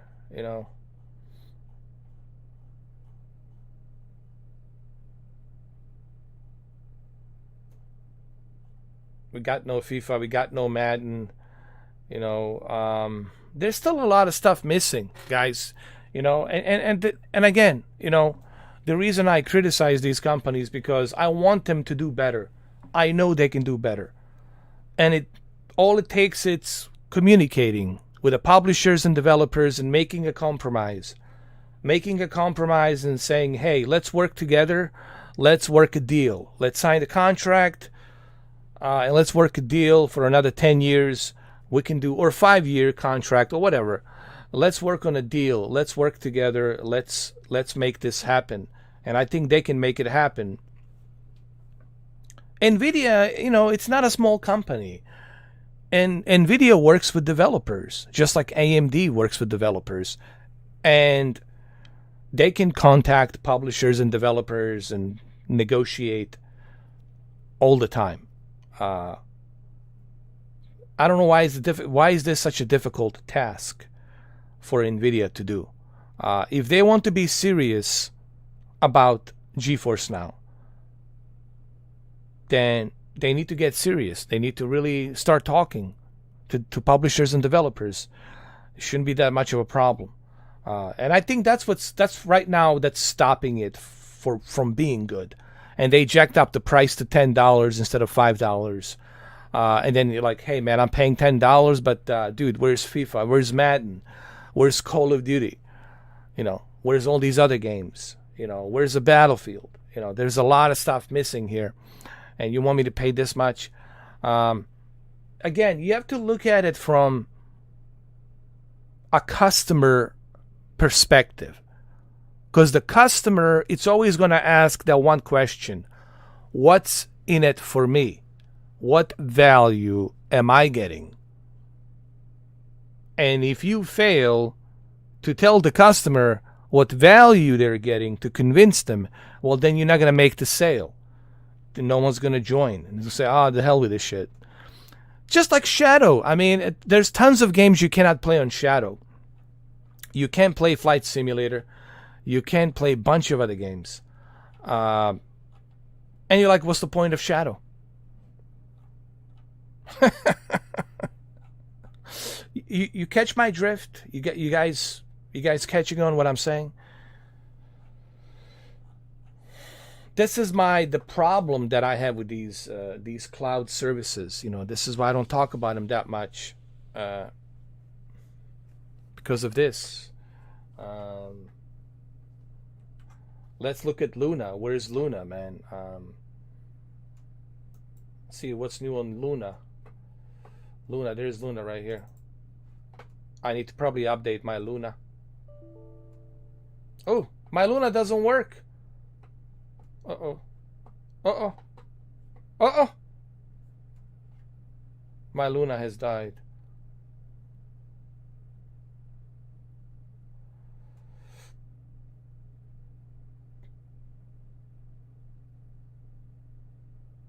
Oh my God.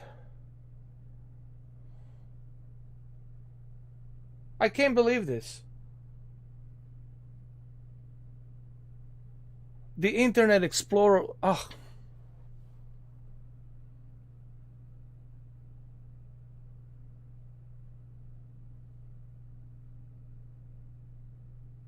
They just can't help themselves. Look at this right here. There's a 6 right here. Upside down 6. 9 and then turn into 6. Hidden right there. And it's doing this. Doing this. Upside down. 6. For the last time, my Freemason friends, just put it 666 in front of Explorer. Why even hide? I mean, why even do it? Listen, man, just fucking say it. Just put a fucking 66 on the 666 on these fucking icons. It's really annoying. This is annoying me at this point. Everything has to be hidden. The CBS and the big I and the circle of CBS. Listen, guys, just everybody knows about you anyway. Everybody knows that you are controlling a lot of shit. You're influencing a lot of things. Just already fucking just put a 3 6s and just call it a day. It's fucking annoying. I just realized. I just looked at it. I was like, oh fuck, there's a 6 here too. They're fucking annoying me. These Masonic groups are fucking. They're just annoying me these days with their bullshit, man. And nobody sees it. I'm the only one who fucking sees it. Half the people are like, oh, I didn't see it. They drive me crazy, man.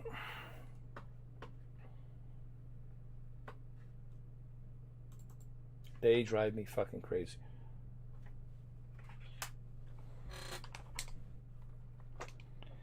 Hold on. Let's go to Stadia. See what's new on the Stadia. I mean, they fucking drive me crazy, dude. They really do. That's why I want to move to the forest, man. I'm just tired. I'm pretty sure if I move to the forest, they're going to put some 666 somewhere out there. They're going to build a fucking cabin lodge, middle of the fucking nowhere. Come join us, Mr. 4K. Come. Come to our brotherhood.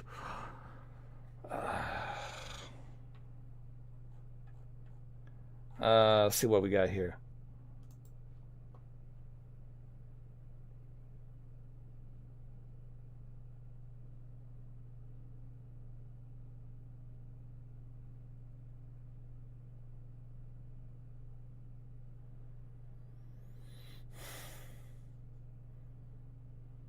Look, they're doing it with the Pac-Man.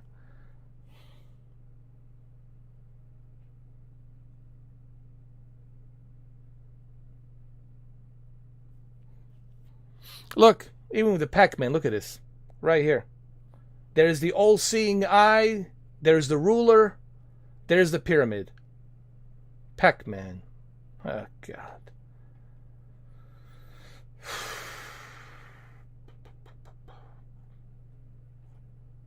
So, what do we got here?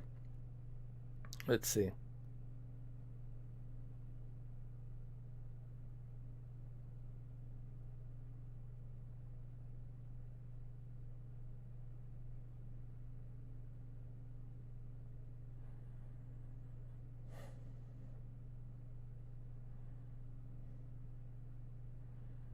Oh, look, they did it with a Doom. With a Doom 64. Look at that. 2 pyramids. The ruler upside down. Look at this. Look at this. You guys are fucking seeing what I'm seeing, or they're just annoying to me at this point. They're just annoying me right now.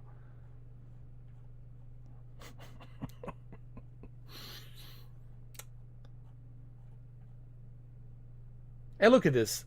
The little nightmares. Look at this. Look at this. Look at this.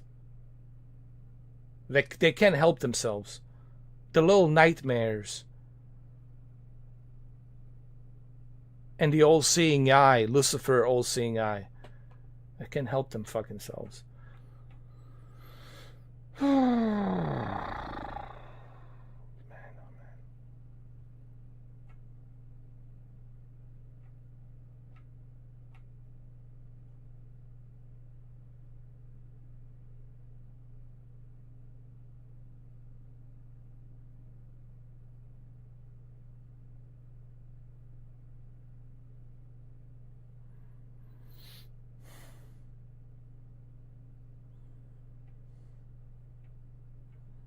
I don't know, these games. I look at these games and it's like,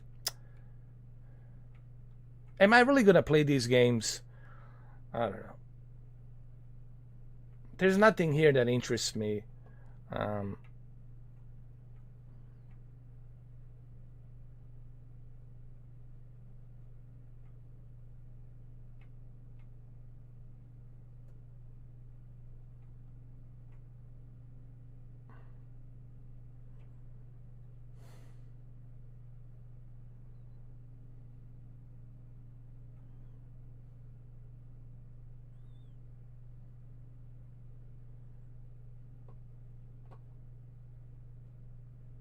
Let's go to Luna.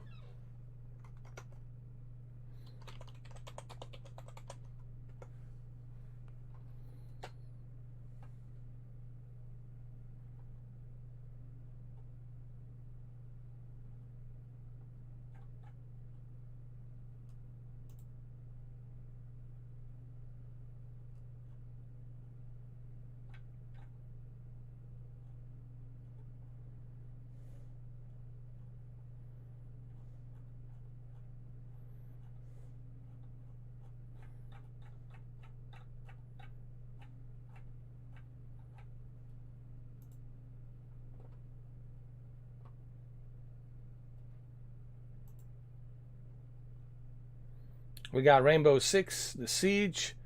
We got Resident Evil. Well, where's Resident Evil Village? I don't get it, man. Where's the Resident Evil Village?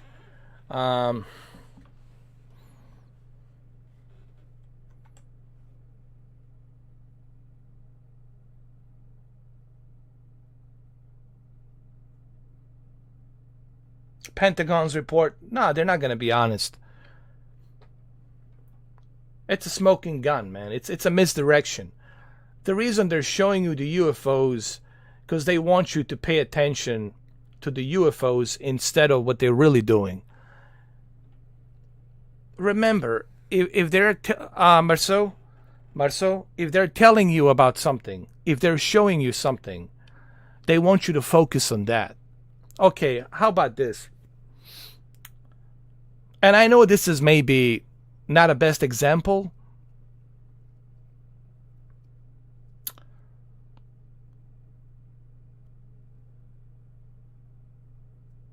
If I want to come to your house and tell you, hey man, I think your air condition needs to be fixed, man. It's not working properly. And then I tell you, hey bro, would you mind going to the store? Go to Home Depot. I need you to buy this, and that. Here's the list of things I need you to buy.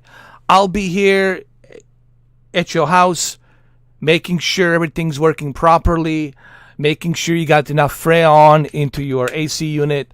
You go ahead to the Home Depot, right? Go to the Home Depot.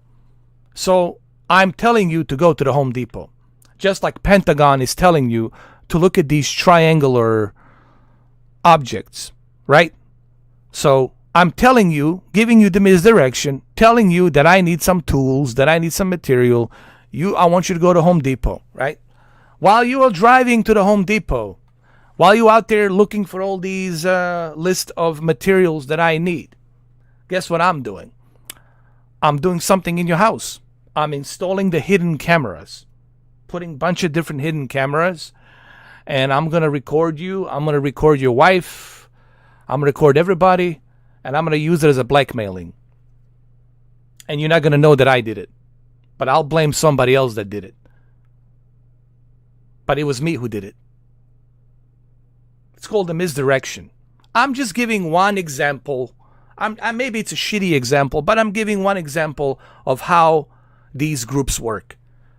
They're using the misdirection. The oldest trick, the oldest fucking trick of all time. It's misdirection. What the eyes see, what the ears hear, the mind believes. And I probably will make you go to the Home Depot and you're going to buy all these materials and you bring them in. I'll tell you, right now I don't need half of this stuff, but I'm going to keep it with me. Okay? And I'll come back again, So I just got a free tools. I got a free, not only did I make you pay for it, bring me all the free stuff, but also I'm making you pay for me fixing your bogus broken air condition, and at the same time I installed the hidden cameras in your home through the ventilation duct, little tiny microscopic hidden cameras, right? I'm just giving you one example. Okay, it doesn't have to be like this. It could be anything. So what I'm trying to say is, if they're talking about UFOs because they want you to think about UFOs, that's why they're talking about it. They want you to talk about it. Otherwise, they wouldn't be talking about it. Otherwise, they would tell you, put this guy in a straitjacket, take him to the Bellevue, take him to the fucking mental hospital. But there's a reason. What I'm trying to say is this, guys. This is the whole point here. There's a reason for everything. And it blows my mind. It just blows my mind. It's agitating to me. It blows my mind that people cannot see what's going on. It blows my mind. It blows my mind. It is terrifying to see that people have been brainwashed and programmed that they really can help themselves. They really believe that these triangle-shaped objects are from another universe, from another galaxy. Just happened to be hovering over the naval base. Just happened to be there. And they're blinking lights. They have a blinking lights. God, man. I'm getting a headache right now. I just feel sad for, what has happened to us as humans. I just feel sad, man. And I think they've done so much damage. They have brainwashed so many people, especially the young youth and this upcoming generation, that really, man, it's just, they got it, man. They're controlling everything. Right now is just enjoy the ride. See what happens next. Right now they strapped you in. You got to tighten up that seatbelt and enjoy the ride. See where it goes. I just can't believe that people are really this blind, that they really can see what the hell's going on.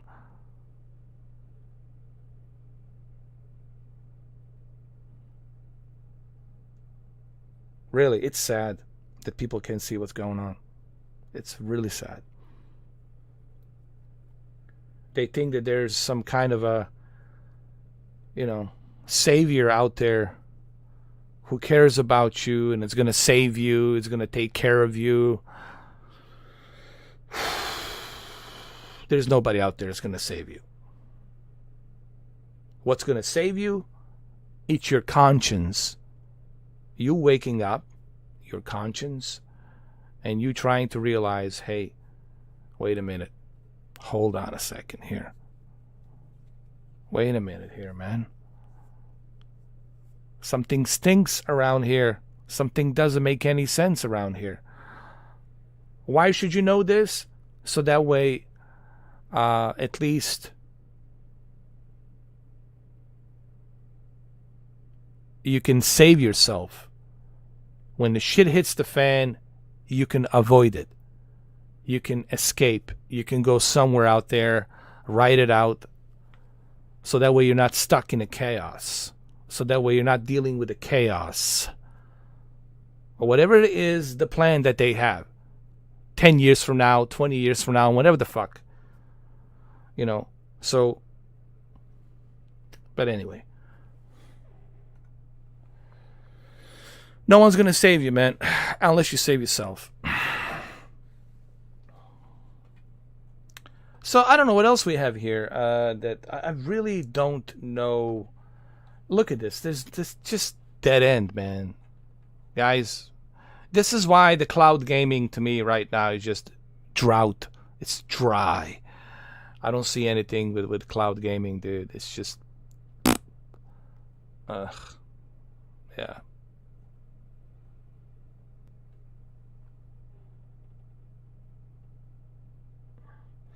But what you can do is stay positive, you know. You should know certain things. You should be smart. But you should also don't be anybody's fool. What I'm trying to say is this. Don't be anybody's bitch. They're not going to make you rich. Don't be anybody's bitch. Be smart. You don't have to be an asshole. Be positive. Spread positivity. Spread love. But be smart about it. Don't get manipulated into thinking that this group over here will take care of you. That this group over there will help you and your family. Don't get manipulated by these groups. They're not going to do that. They will lie to you right through their fucking teeth and their fake smile, especially if it's a some gorgeous, good-looking, triple, double D, whatever, brassiere holder, cleavage, hot, sexy woman telling you, oh, don't worry. Our plan here will protect you. Don't worry. You are set. Your savings, your social security here, your social security and your everything will be taken care of. Because I told you so. Here, let me put my hands on top of your shoulder. And let me get my cleavage with my perfume a little bit closer. Can you smell it? Yes. You know I'm telling you the truth. You'll be fine. They're going to manipulate you, man. They're going to just be smart. That's all I'm saying. All right, guys. I got to go. I got to get going. My roof is leaking. That's it. The house of cards falling apart. That's it, man. The Freemasons have used a lightning bolt and they made a fucking hole on my roof. They're giving me a warning sign. Back off, Mr. 4K. Back off. If you're not going to join us, don't talk about us. Don't talk about us. Don't talk about us. All right, I gotta go. Love you too, Brendan. Gotta go.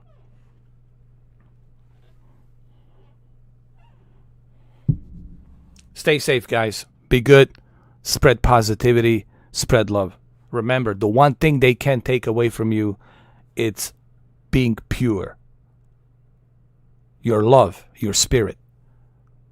As long as you don't sell yourself, you're winning. Don't sell yourself to nobody. And I guarantee you, you're winning. They're losing. Okay? Take care, guys. See you soon. Thank you, Marceau. Thank you, Brendan. Cheers. Thank you, Viper. Thank you all for being here. I really appreciate it. Thank you, Peter. Thank you for being here. Thank you, Crazy Fish Boy. Thank you all. Appreciate it. Thank you. Who else came in?